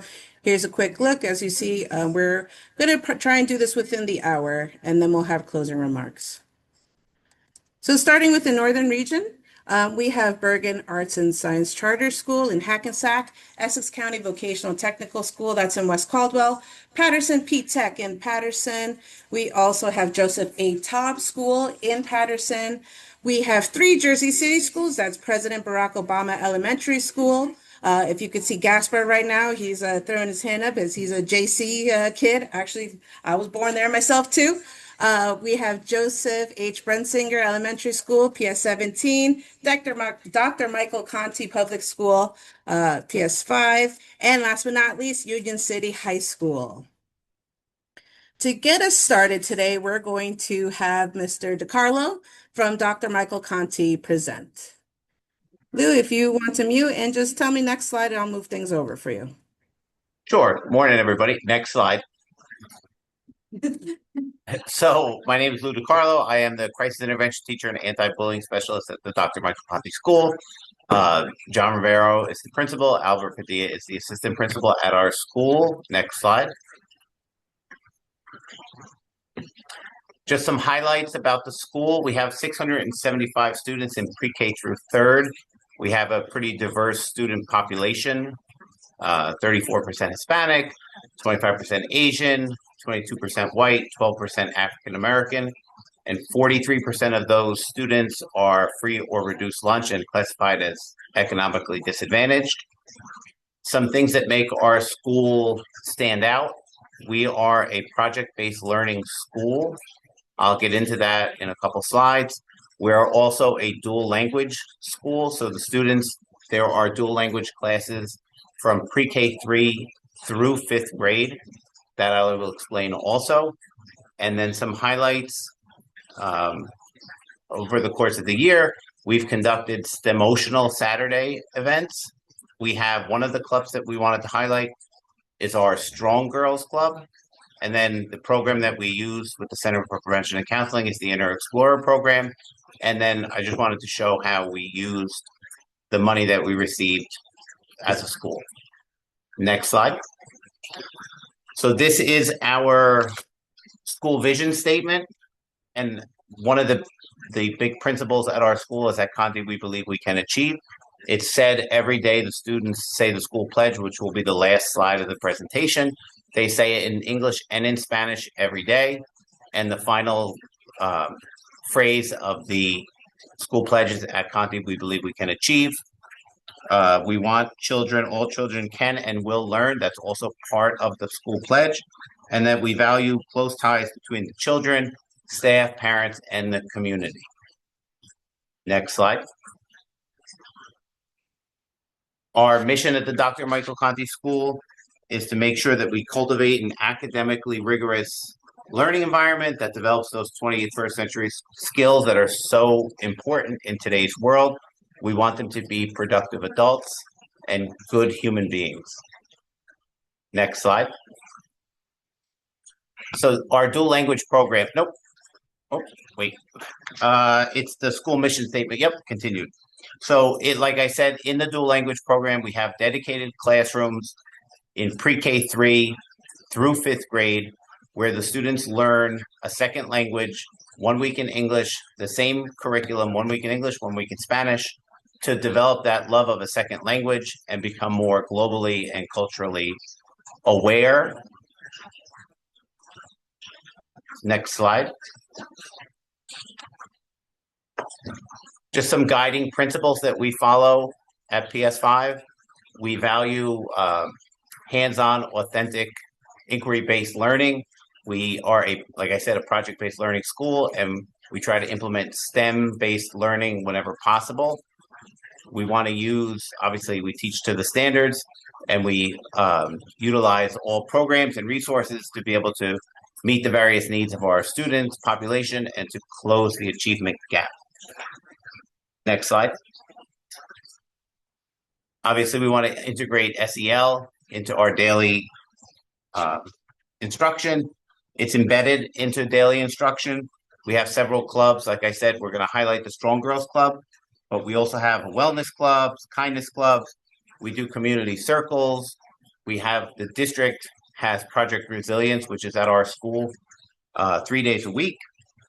We have, for the last 13 years, we have a Big Brothers and Big Sisters mentoring program at the school where the adults from Big Brothers and Big Sisters come and mentor the students on a weekly basis at our school. We currently have 35 students in grades 3 through 8 that participate in the program and have participated for several years, actually. Next, sorry. Nope, you can go back. Like I said about project-based learning, this is good. Approximately 15 years ago, we switched to a project-based learning school. So what that means is that the students try to solve a real-world problem, and they work together with their peers to try to solve a problem. They present their findings. It's an extended project. We do 2 major ones in the course of the year, one at the beginning of the end of the first marking period, and then one right around the third marking period. The pictures that you see are from our project gallery walk that we hosted right at the beginning of April, right before we went on break. So we had some students that were actually part of a TED Ed club that the school has. So they presented on a variety of topics. They gave TED Talks about a variety of topics. The students got to be able to present their projects to district staff, parents, teachers, colleagues from other schools, community partners, and it was really a chance for them to showcase what they've learned. Next slide. Like I said, our dual language program, these are pictures from, we had a dual language recital at the end of November, so all classes performed for parents, community members, district staff, and it was an opportunity to showcase what they've learned so far and their ability to really use a second language. Next slide. So a couple of years ago, we decided to start hosting Saturday events to bring the students in to increase attendance, morale in the school, and we started hosting STEM Saturdays. And then from there, we wanted to incorporate the SEL aspect of it. So that was actually something that the assistant principal and I were a part of when he was a classroom teacher at the school. We created this idea of STEM emotional learning, where it was incorporating social emotional learning with a STEM-based activity. So these pictures, we had Rutgers University come to the school and facilitate hands-on experiments with the students where it was based off of a character trait. So we have some students using different makey stations. They had tablets, a lot of hands-on activities for them to be able to work together. Next slide.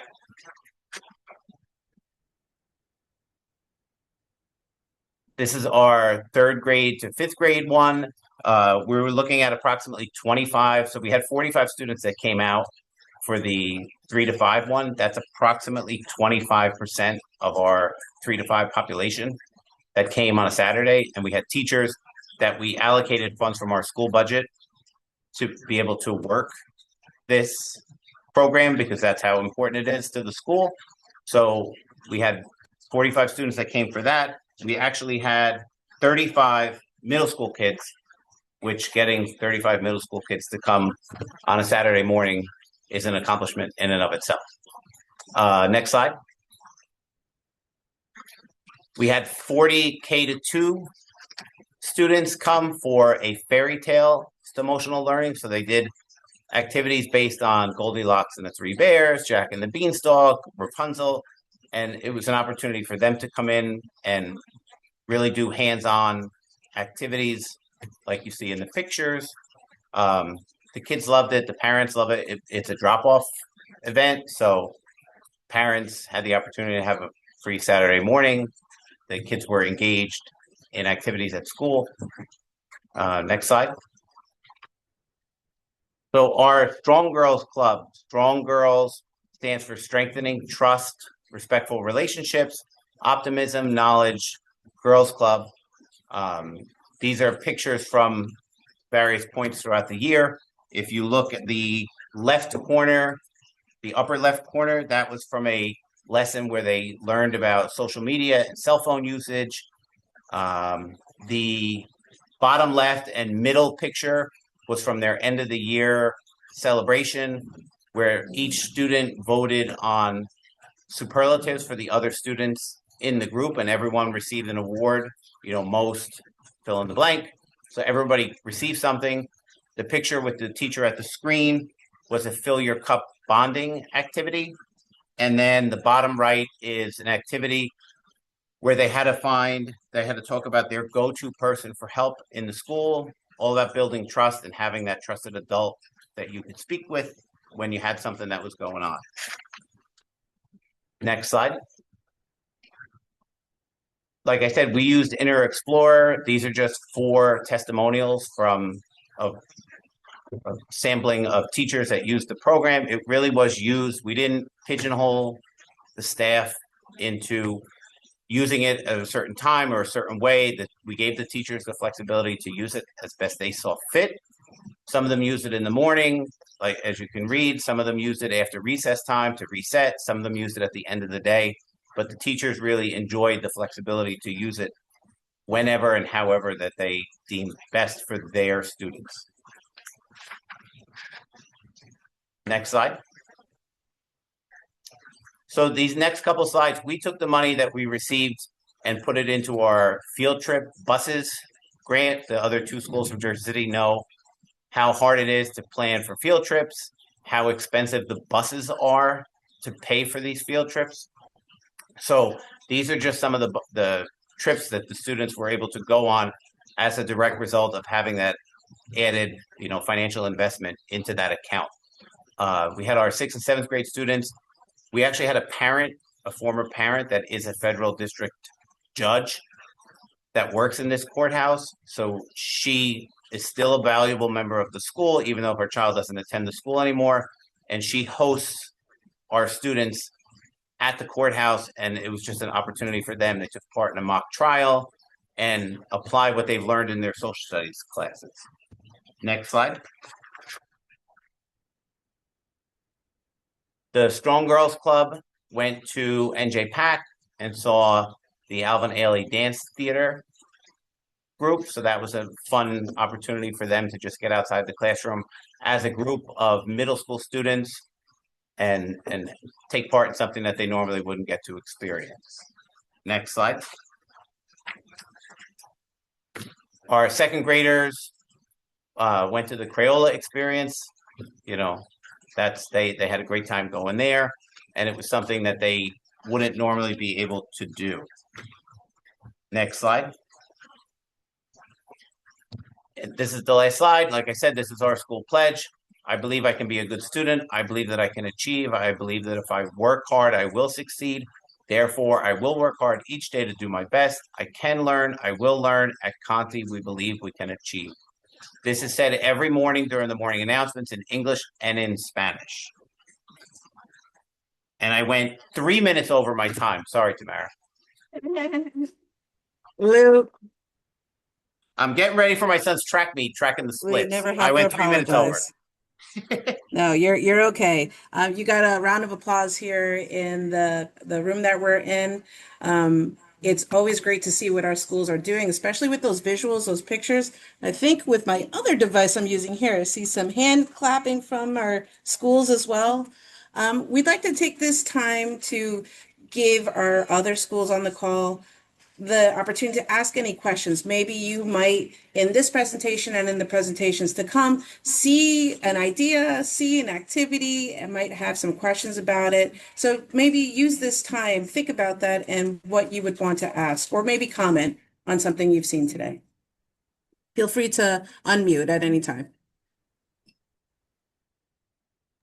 I will say, I did learn recently by talking with Miss Campbell at 17 for the upcoming trip that we're going on. I've always put the money in stipends and supplies for the things that Mariana will talk about when it's our turn to present. But I love the field trips. Like that's something that we are going to plan for next year and how we could do it. And you guys are going to teach me how to do that because I've always just put it in stipends and supplies. Yeah, the buses are expensive. It's Heck yeah. $125 an hour times 6 hours. You have to pay. It doesn't matter if you're going up the street for an hour, you pay for 6 hours. Sure. 2 buses, it adds up very quickly. Mhm. You know, us here in the room, we're commenting, kind of shaking our heads, and you know, you experience this more than we do.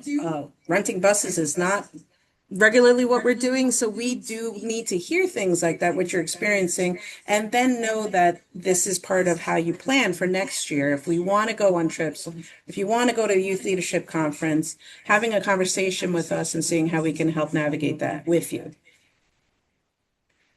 Is there anything in the chat? But that's why these meetings are important because then they come out, right? Not just at the summit, but even before. And it's so valuable.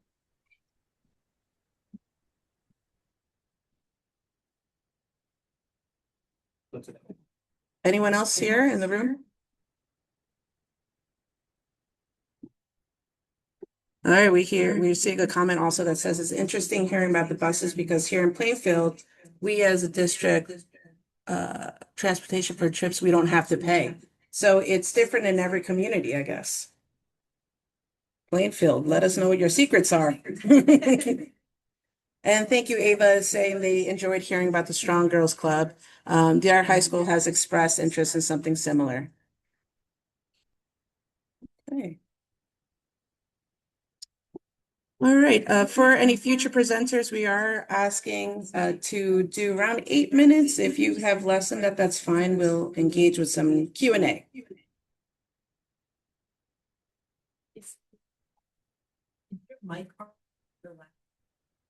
Yes.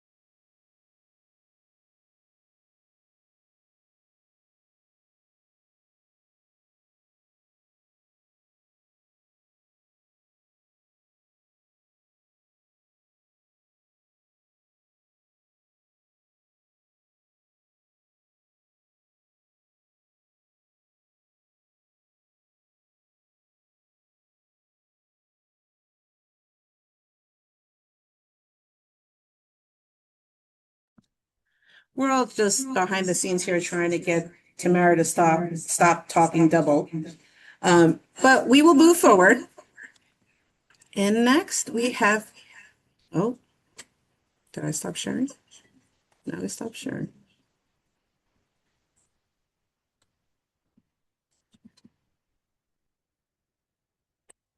President Barack Obama Elementary School, PS 34, with Ms. Calderon.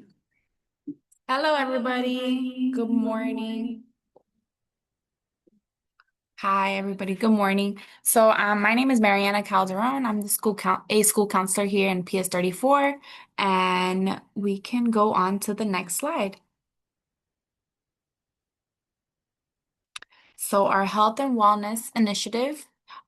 First, we wanted to speak about our core values. So, in the school building, we have the principal, which is Dr. Maniscalco, and the assistant principal, which is Mr. D'Annunzio. So, some of our core values that we have this poster up in every room and in the common areas here in the school. They stand for bravery, empathy, accountability, respect, and service. So, this year we had our third graders and they created a song and have been performing it ever since. So they do it in any assemblies that we have, or if we have visitors in the building, they do perform their song. They have a dance that goes to it as well. So if, Tamara, if you could please start at the 1 minute mark, we could listen to about 30 seconds of the song.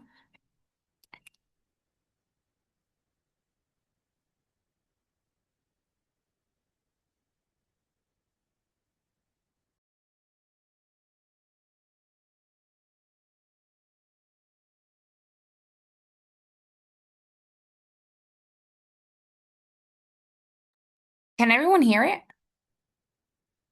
No, we can't hear it. Might be a setting on their Zoom end. Okay. All right, that's okay. So the students created a song and it's very catchy. They know the song. In the song, our core values are highlighted. So it's something that we've been promoting within the school building so everyone could learn the song and be able to reflect with this music to embrace being a bear. So we can go on to the next slide. Okay, so this is just an overview of some of the things that we did in the building with our grant funds. It did help us embrace all the core values. It has helped improve academics, behaviors, and attendance, which has shown improvement as we received recognition in April for having the most improved attendance, which is 95 or above. We can go on to the next slide. So our wellness cart. So our wellness cart is run by the students for the staff. So it is to promote health, positivity, and community within the school building. It also helps the student learn about empathy and being empathetic towards the staff and the adults in the building that help them every single day. So we can go on to the next staff. On the next slide, sorry. So we have a cart here. This is the kindness cart, and we did this in February. This was Valentine and Women's History Month. So we had these pink cute lollipops, and we decorated the cart with the sign showing that it is Women's History Month, and we were able to give all staff in the building a lollipop. So the students distributing this and rolling the cart and going to each adult and saying thank you for what you do and handing out the lollipops really show them that we are a community. So it does help the students learn empathy, which is one of our core values. So we can go on to the next slide. So during, I believe this was around January, it was around the time where everyone was very sick. All the adults were out. The students noticed when their teachers are out, there's substitutes in the classrooms, or if a lunch lady's out, they notice who's out and who's in the building and who's not. So we created a Germs Be Gone hygiene and prevention cart. So everyone in the building was able to get a little hand sanitizer distributed by our wellness kids, and they were really happy. They even loved it. They're like little keychains on the book bags. So just promoting hygiene and just taking care of the staff in our building. And that's really good for the students because they show a sense of leadership with the adults in the building. We can go on to the next slide. This was our holiday wellness cart, and this will be the final cart we show for today. So we have some healthy snacks, some fun snacks that the students were able to distribute to staff. Again, this is strictly for students giving to staff, so giving back. We have the cute decorations. This one was one of the best decorated carts, and very fun. We also had a speaker on there, so we were going around with music to also embrace cultures, so a parranda. So that's something within a Hispanic culture. So we wanted to bring culture and just spread joy around the building with our students and staff. We could go to the next one. So Inner Explorer, I know the previous school mentioned Inner Explorer. Inner Explorer was used here in the building and in the school counseling office as an incentive. In the school counseling office, it was an incentive. In the classroom, it was more of a meditating time after lunch because after lunch, they need some self-regulation and emotional awareness. With the Inner Explorer, I paired it with small fidgets so they were able to play with it while listening and meditating. Just because some of the videos were 7 minute long, so that would be a little bit much with the second grade.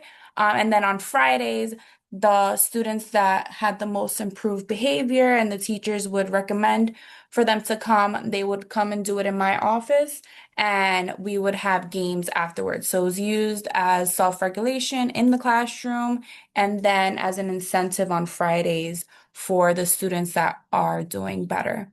You can go to this next slide.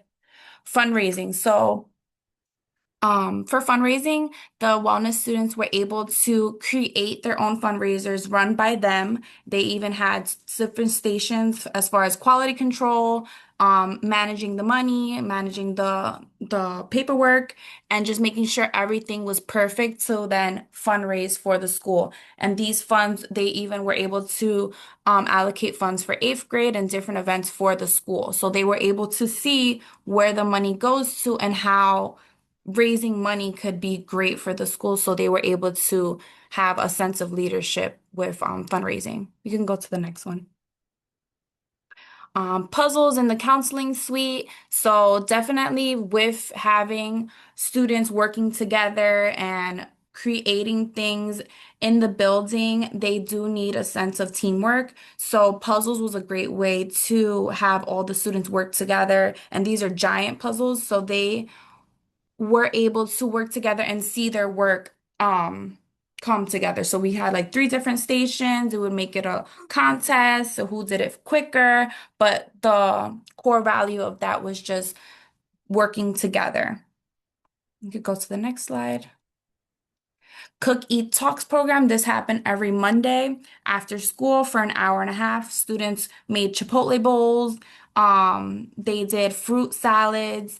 They did quesadillas, excuse me. So they were able to learn different healthy snacks. So in the classroom, so they even brought like a hot plate, and they were able to cook the ground beef in the classroom. So this was, I will be almost done. This was really good for them because they were able to learn together how to cook, keeping things clean, using a knife, using a cutting board, and they had a lot of fun. So it was something they look forward to every week. You could go to the next slide.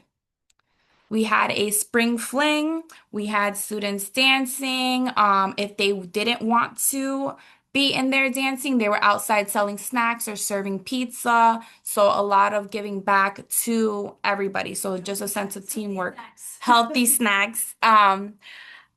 Also, if they weren't dancing and they didn't want to dance, we have our 8th graders playing Uno, which is stuff that we were able to purchase with the grant. We could go to the next slide. This is Thanksgiving with families. Tamara was also able to attend one year, and that year we called, yes, that year we called it Thanksgiving with Dads, but because different requests and things like that, we were able to switch it to Thanksgiving with families. So students were able to have turkey sandwiches with their families that they invited, and that was a fun time during yes, this year.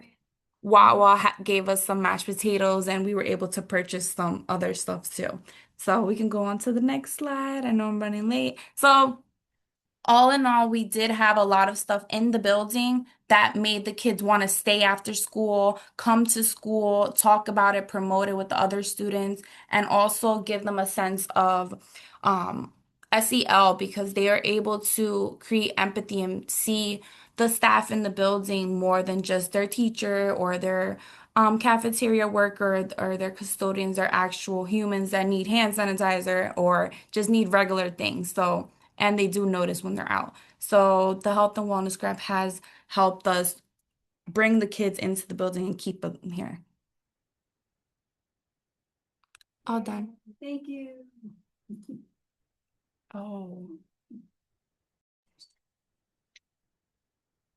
Ms. Calderon, thank you so much. That was awesome. I know personally for me. Quick, we did have we have an upcoming event, which is a wellness event that we were able to purchase all these things with the wellness grant. We were able to purchase a blender, a very expensive blender, to blend a lot of smoothies for the students outside. Yes, from the other fresh fruits and vegetable grant, we're able to use those fruits and use our expensive blender to blend them for the students. And we are going to have different stations. So Jenga, dominoes, and pedometers. So we want to know and have a contest with students and see how many steps they could get in the 45-minute time frame. Yes, with their smoothies and a lot of culture too, because we have so many dominoes and music and things like that. So the grant was able to help us purchase all of these things for our upcoming event. Well, I know I might have to go over there and try out this expensive blender. Sounds yummy. I don't know about all of y'all. But thank you again. I know for me, we can't always be at the events or activities you're doing. So these visuals really help us here behind the scenes get insight to all the hard work that you all are doing daily in your schools. I had a question about the bodega cart, which I saw Ms. Maniscalco said that's what it was initially called. Is that actually just like a library cart, like a library book cart? You have to repeat that. My volume was down and we're like, we can't hear Tamara. She's on mute. No, my volume was down. I am curious. I saw in the chat you called it the bodega cart. Is that actually just like a library book cart, like from old school Yeah. days where we would like, right? If many of you were with us for all these past couple of years, Miss Maxie, my former counselor, that's where the bodega cart came, because we were like, why are these kids keep coming in late? That's one of our goals, right? Attendance. And it's like, we have your bodega here. Look, it's even on wheels. And it turned into the bodega cart. We started going around. Miss Calderon joined us last year. It transformed slowly to all these extra themed events. And it's like become our little signature in the school. And the teachers and the kids love it. When we have visitors come in, they love seeing it. The kids love, giving back to this school staff. But it is just a regular little cart. Maybe next year we'll buy a prettier cart. But this, when you decorate it, it's all pretty. Everybody could use a little lipstick, right? We put a little lipstick on that cart. It's good. It's great. Thank you, PS 34. We are going to move on right now to Central New Jersey, and I'm going to hand things over to Betsy. Good morning, everyone. Again, my name is Betsabe Fernandez, and I'm the Health and Wellness Program Associate from Empower Somerset.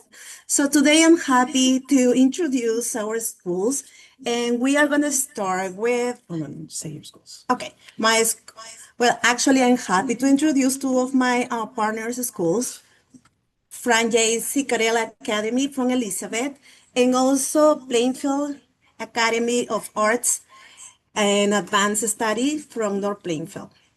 So we're going to start with Fran J. Sicarel Academy. Okay, that's me. How you doing, everyone? All right, my name is Leandro. All right, I'm a physical educator over there at Frank J. Sicarel Academy in Elizabeth. So it's a little bit different in Elizabeth. It's not just one high school within the city. So we're all collectively Elizabeth High School, but we're all housed in different buildings. Well, that's the way we word it. We word it as different houses. So I know we're the second largest district in New Jersey. So we have a lot of kids, so we don't really have the space to keep them all in one building. Next slide. We could go another slide over.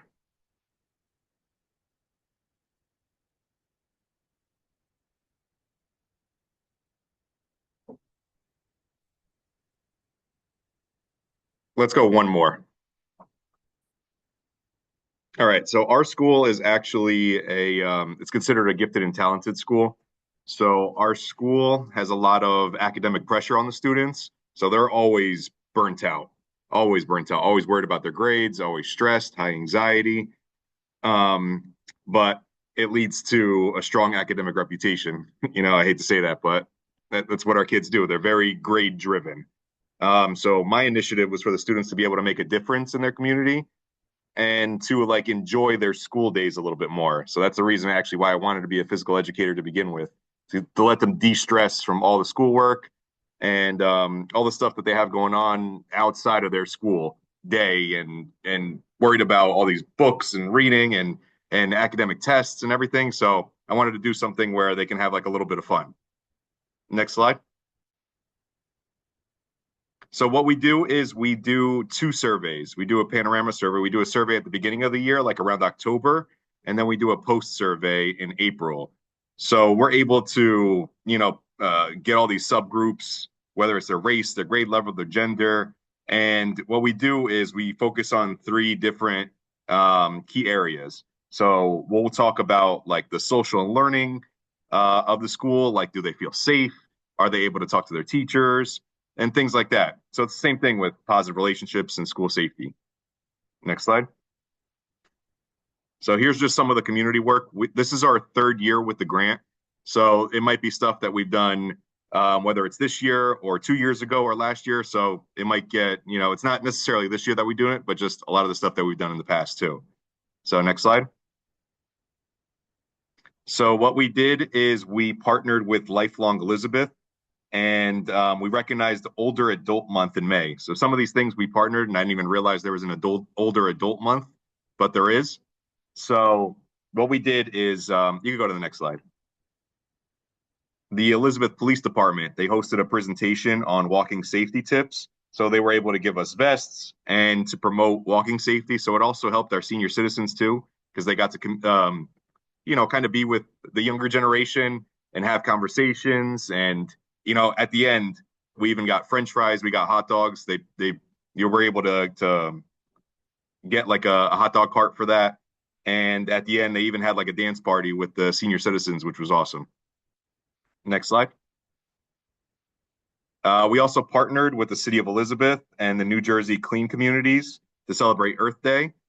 So our students had the opportunity to participate in a cleanup.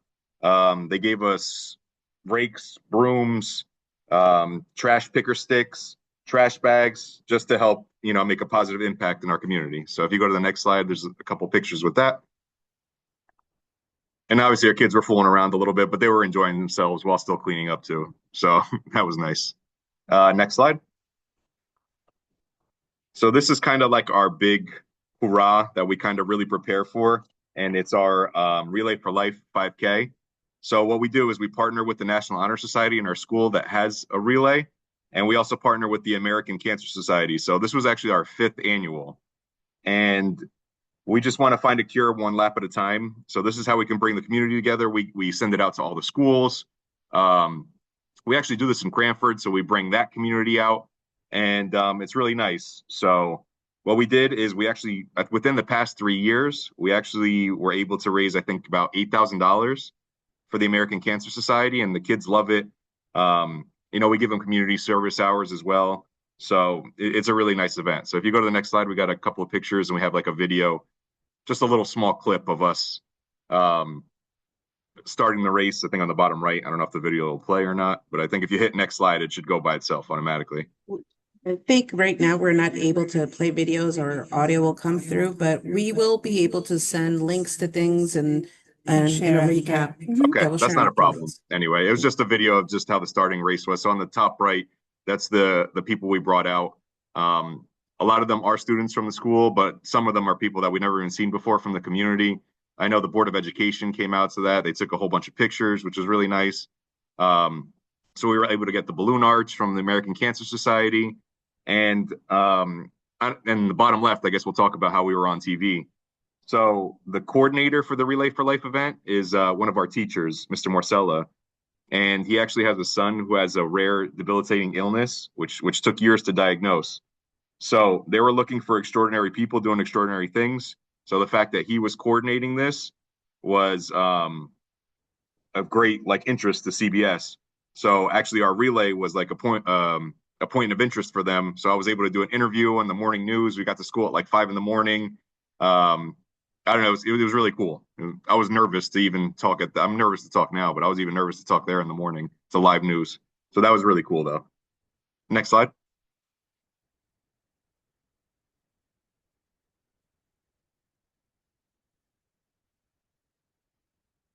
All right. So UC STEP. I know, just stop me if I'm going over time too, because I know it's 3 years. We were talking about a lot of things. So, UC STEP is something that we partner with. All right. It's the Union County Board of Commissioners. And we focused on topics like stepping up to mental health. We did Operation Warmth this year. So students were put into teams with other students from around Union County that they never met before. And then they were able to get out of their comfort zone, work on communication. And at the end, they had to present the idea of how they should be stepping up to mental health. And this past year, they did Operation Warmth, where they got into groups as well. And they were able to, if you go to the next slide, it'll show you some more pictures. And then if you go one more, they had like a collection list that they worked on to be able to give just things to the community, all right, whether it was like gloves or jackets, and it was really nice. It was a really nice partnership. All right, next slide. So now we're going to talk more about in-school events rather than just the community. So you go to the next slide. This one I'll try to go a little bit quicker on them, so I don't go over time. All right, so what we do is we have morning workouts open to all students and staff. So we have a beautiful gym. So our school opened up in 2017, this particular building.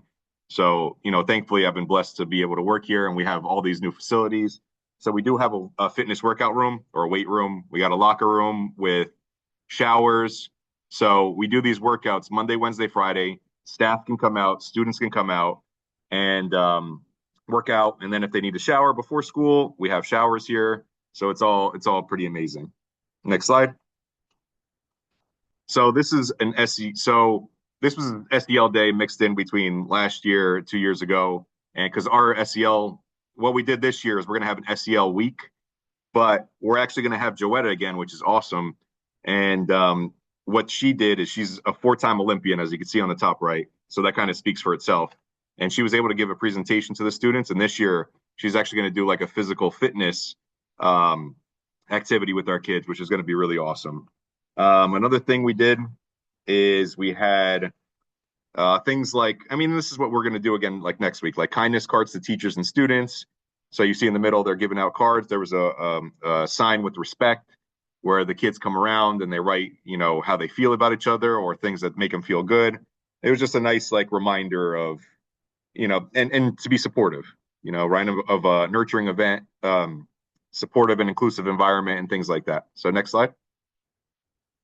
So there you see like the positive notes that people put on lockers. There's Joette on the bottom, and there's one of our students writing on the respect wall over there, and a teacher receiving a note on the bottom left there too.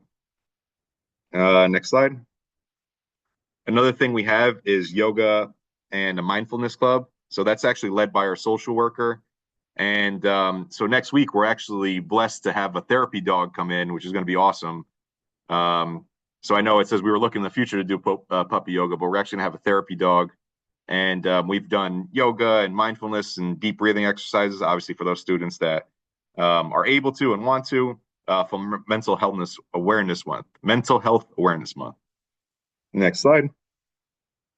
We've done things like a show for Black History Month, where we get the dance involved or we get the band involved, chorus and things of that nature. You go to the next slide. For Women's History Month, we had uplifting messages around the school and celebrated the incredible achievements of women throughout history. So we had that too. So you can see on the side, it's supposed to be like a little clip in a video, but there's around the school, there's a bunch of messages that we have for Women's History Month. Next slide.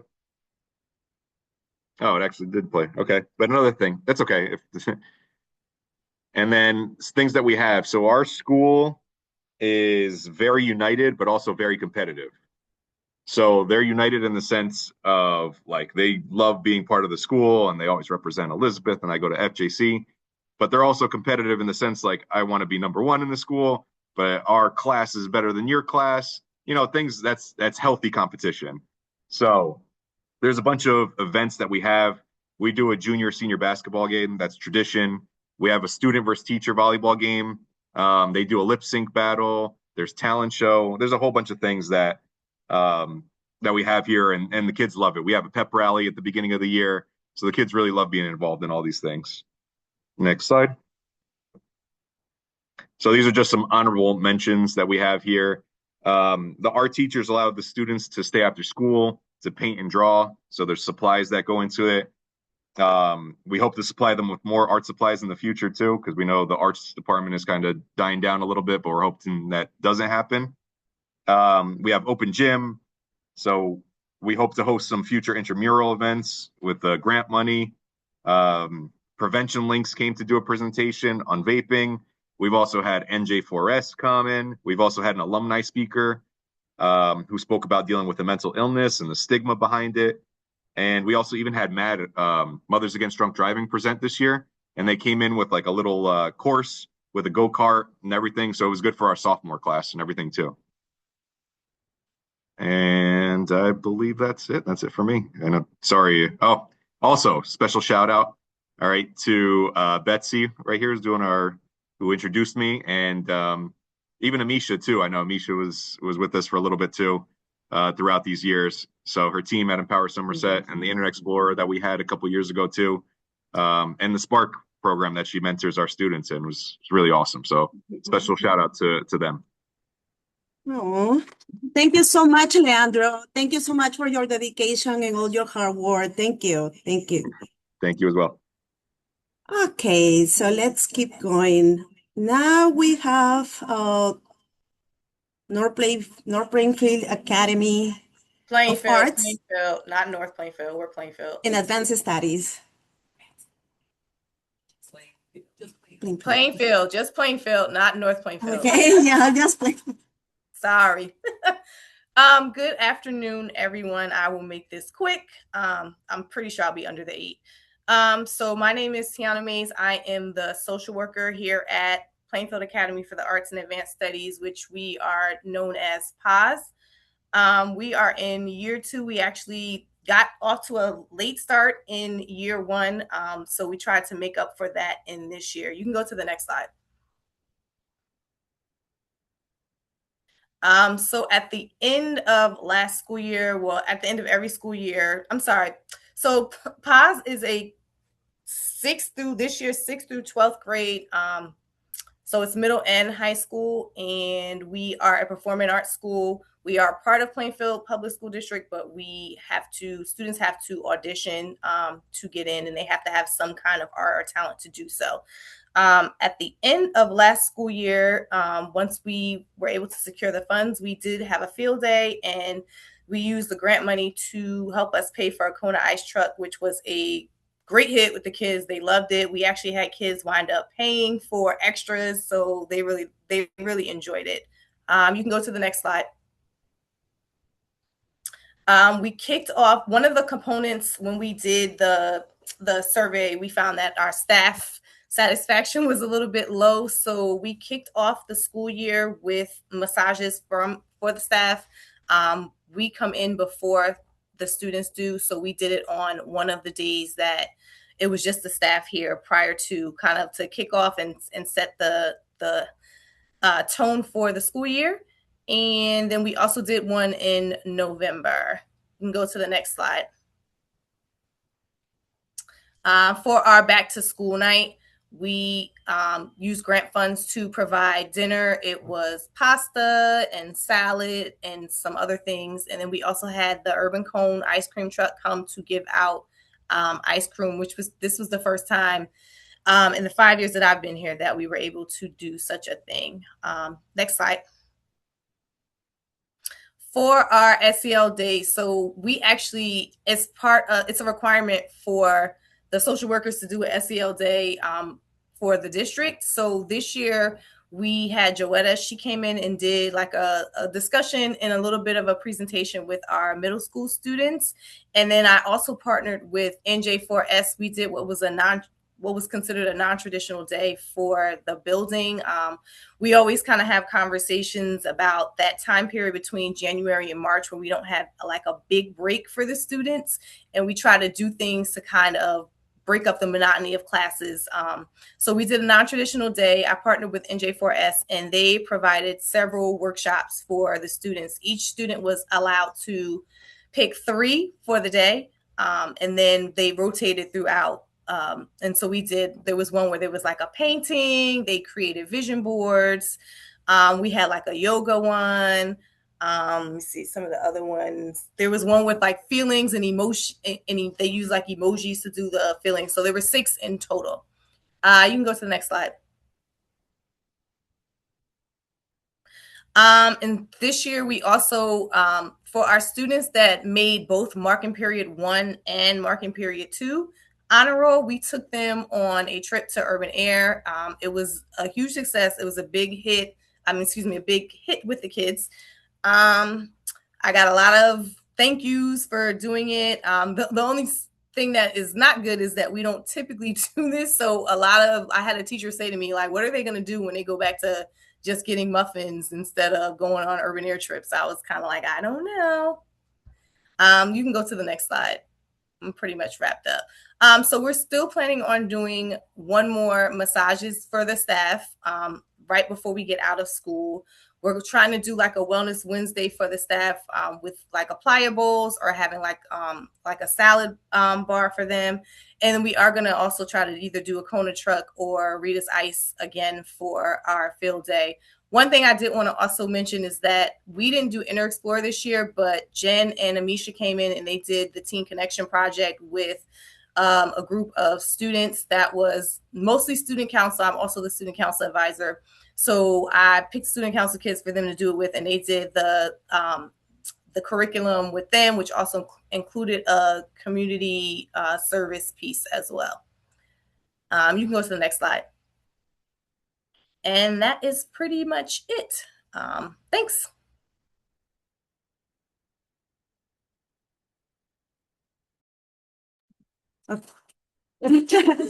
Thank you so much for presenting today to both of my schools. And right now I'll take over for a quick second. I know what I'm doing June 12th. I'm gonna go to Plainfield and visit that Kona truck. You can come, sure. We'll have plenty of. All right, you heard it all. So for the sake of time, we are nearing the end. We do have Central New Jersey Southern New Jersey. We just did Central. The echo is messing with me here. So we're going to hand things over to Christine from Atlantic Care. For the sake of time, we are cutting down our Q&A time, but please feel free to still make use of the chat or email us. We can address those questions with you at a later time. Yeah. Go ahead. Good afternoon. Thank you. I'm Christine with Atlantic Care. We have our schools in the Southern region. So our schools that we work with are Buena Regional Middle School. We work with Lindenwold High School, Middle Township High School, Weymouth Township School District, Hamilton High School, Cape May County Special Services, Pleasantville Middle School, and Atlantic County Institute of Technology, ACIT.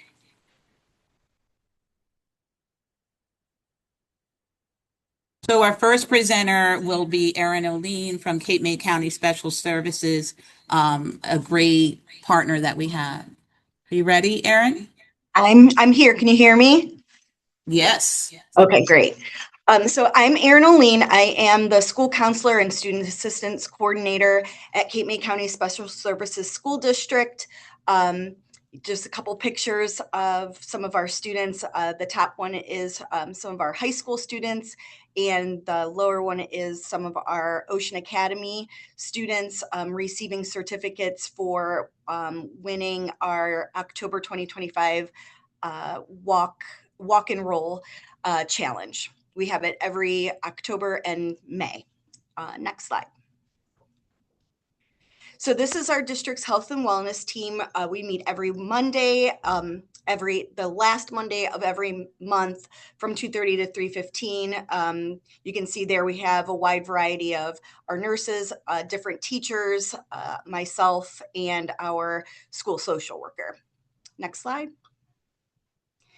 So this is our district student population. All of our students are pre-K to 21. They all have an IEP, which is an individualized education program. We have students in multiple disabilities classrooms, autism classrooms, high need in terms of medical classrooms, and emotional regulation impairment classrooms. 175 students in Ocean Academy, approximately 100 students in Cape May County High School, 75% male, 25% female. And those are some of our students. We participated in Atlantic Care's Green Mustache Challenge. Next slide. So as I mentioned earlier, twice a year in October and May, we have a walk and roll challenge throughout both of our schools where the teachers are given a calendar type situation every day when they go outside or walk around campus with their students. They just log how many minutes their classroom walked. They tally it up at the end of the month and give it to myself. I take it to our school health and wellness team, and 2 classrooms from the high school, 2 classrooms from Ocean Academy will receive a $25 Amazon gift card to purchase something fun for their classroom. And then all of the classrooms that participate get a certificate to post outside of their classroom. Next slide. So every year, since we've been part of the WSC and Atlantic Care grant, we have done a health and wellness day for our staff. We have 350 employees in our district, and everyone is welcome. And so everybody that comes to, we have a very large staff lounge where everyone gets 3 raffle tickets when they enter. They just fill out their name and the room number that they're in, and we start collecting various things throughout the year. I live in Atlantic City. My husband enjoys visiting casinos, so they have a lot of giveaways. We're going tonight to get, I think, a mop set or something. So we just start collecting things. Other people collect things, and then we use some of our grant money to buy things off of Amazon to create baskets, so to speak. And in addition to them being able to enter the raffle, we have healthy grab-and-go snacks and water. We have a wide variety of fruits, yogurt, and granola. And so they can just kind of come in, fill out their raffle tickets, because it's a revolving door. Our district is very busy with our students, so we have it open all day from the time 8:15 to approximately 1:45, and then we pull our raffle and announce it at the end of the day, and the staff that win come down and get their prizes. Next slide. This year, we kind of tied in our SEL week and our Read Across America week. Obviously, Read Across America is always Dr. Seuss. This year, we also incorporated our Inside Out into our SEL as well. So next slide. So with the grant, we purchased a bunch of Dr. Seuss and Inside Out related prizes. Every day, students the teachers received a packet of these. I guess they're kind of like, they were just like little things that we put in their box, in the mailboxes that they filled out. And then those were placed in baskets throughout the building. They were collected at the end of the day. They were randomly drawn, and we kind of differentiated. These are the ones where the students actually could, write in some things, but we also had ones for our younger students and our certain students that aren't able to communicate as well, where it was just their name and their room number. But we selected, I believe it was 5 from each school every day, and we read those out over the announcements at the end of the day, and then the students that were selected came down and chose a prize. So next slide. So these are just some of our students. We had stickers, coloring books, regular books, stuffy toys, smaller like miniature toys, but they were all either Dr. Seuss or Inside Out related. Next slide. So for our students, every year we've tried to do something different. One year we had our student wellness day at the Cape May County Zoo. The next year we had a health and wellness carnival. This year we decided to do something with having an assembly. So we had Chris Poulios. He is a BMX trick rider.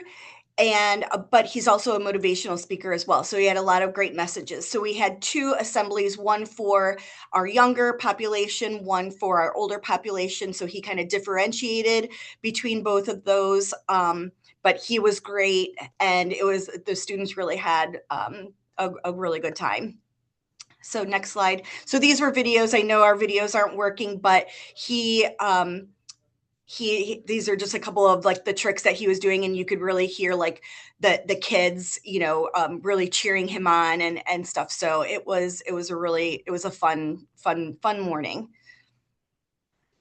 So some of the things that we did, that we used our money for, you can see, just kind of separating everything and trying to use our money wisely. Next slide.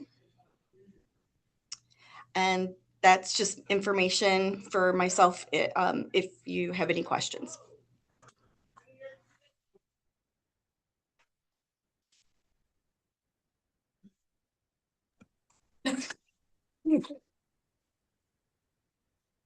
Thank you, Erin. Thank Thank you for all that you do. So our next school that will be presenting actually is my alma mater back in the day. We have Hamilton High School, Audrey Grice. Hi guys, how are you? All right, I'm going to be as quick as humanly possible. Can you click to the first slide? All right. I'm here today with my supervisor, Diana, and our slideshow focuses more on how we've used this funding to improve staff wellness. As you guys know, we know that SEL is more of a program that's about creating and prioritizing wellness amongst all settings. And we've tried to really connect to CASEL and their ideas of self-awareness, self-management, responsible decision-making, relationship skills, and social awareness, while taking into consideration both student wellness and staff wellness too. All right, and you could click the slide. So one of the things I really focused on this year was boosting morale and showing gratitude. We needed to make sure staff members were feeling recognized and appreciated. So this year we tried something new, and we did like a support staff shout out activity where we recognized not the teachers, but the people that help the teachers within the building. And we used some of our funding to supply prizes that went towards the staff members that gave those shout outs. We also had a staff pie baking contest around Thanksgiving where we piggybacked on the idea of Thanksgiving. And again, we kind of had incentives that we used SEL initiatives for like self-awareness and also just like making relationship skills amongst the staff and acknowledging them. So I think that we started off the year in the fall with showing a lot of gratitude for each other. All right, you can click the next one. So I just wanted to show you, these are some images. In this image, we have our administration. They were our judges for our pie contest. So we made sure to also work on that idea of community building while involving the administration with the contest that the staff held. And you can see in the other images, those are people in our building that were giving shout outs to support staff like hall monitors. All right, you can click the slide. Another thing that happens is we tried to make sure that we promoted self-care and staff recognition. We have also a partnership with the Horizon Services, and one of the things our staff likes is the paraffin hand dips, where you kind of work on your moisturizing during the winter months. So that was just a little added bonus where staff could come down and get a paraffin hand dip in the middle of their day and kind of feel acknowledged and recognized. All right, you can click. So this is one of the big events that we plan with Christine, and our Student Youth Advisory Board is a huge component of Family Game Night. Family Game Night is an initiative that we started when we started our alliance with AtlantiCare, and we are really, really grateful for this opportunity. It is about communities, it's about parents and caregivers, it's about authentic partnerships, relationship skills, and positive school-wide practices. So what we do is we have the district allows for students from all across the schools come to play, meet with our youth advisory board, learn things about mental health and awareness, but we're also having healthy snacks and raffles and community gaming opportunities where we kind of mesh together parents and teachers and even teachers' kids and administrators, all sitting around tables together, and they're building really great core memories of having fun within the environment. And also, just as a side note, we were really grateful that a lot of those YAB kids continue to meet scholarship requirements and things like that through their opportunities through Atlantic Care. And we're really grateful for their involvement in the newsletter and things like that too. So I tried something new this year, and it was going really, really well. What we did was I had staff submit to me really fun personal facts, and then on a given day, I had staff then work together to guess the fun facts about their colleagues, and the answers were revealed in the faculty meeting. And this really helped with that idea of trying to build our relationship, boost our morale. You can see that a lot of our slideshow here, I know our slideshow is a little different than some others. We do a lot of things for the students. When it comes to SEL, we do a ton, and they're ingrained within the PLCs that we already have existing in our school. They're ingrained within the clubs that are already very active. But our funds often go towards making sure the morale is boosted for the staff as we continue to take on the things that keep teachers busy, but also need a little self-care.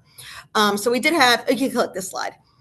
We did have a couple yoga opportunities too. I actually attended my session yesterday.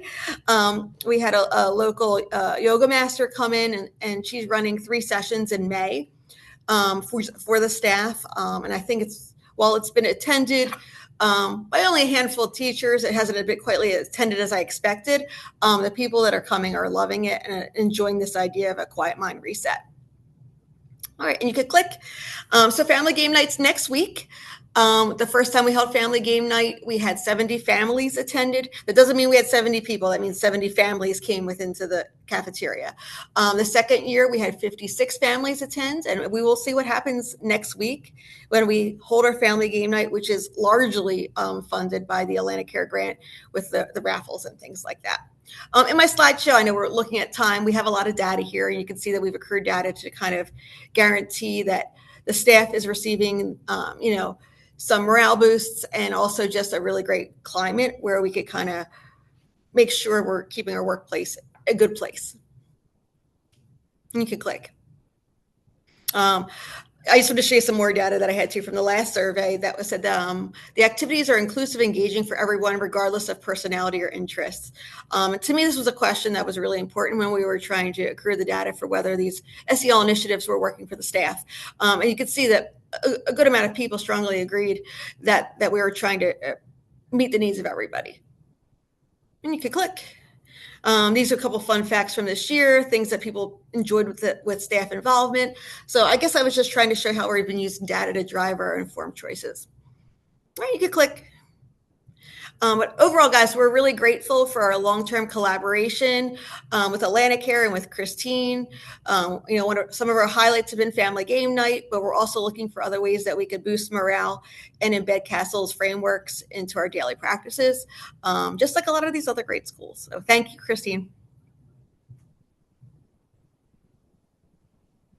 Go ahead. Thank you, Audrey. I will be dropping off some things on Monday for game night, so we'll see you on Monday. Thank you. Okay, everyone. I know when we saw the paraffin hand dip, all the eyes and ears in this room perked up, and the chair massage. So we're loving what you all are doing. That concludes our school presentations. I'm going to hand things over to Gaspar, our grant program manager. Couple of thank yous before we go. I just wanted to say thank you to our presenting schools.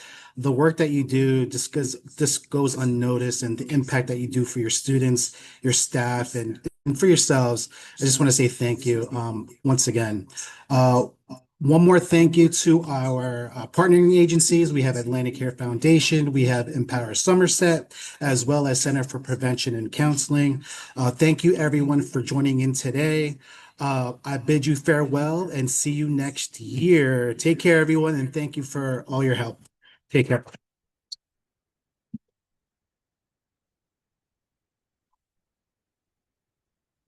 Okay. Bye, everyone.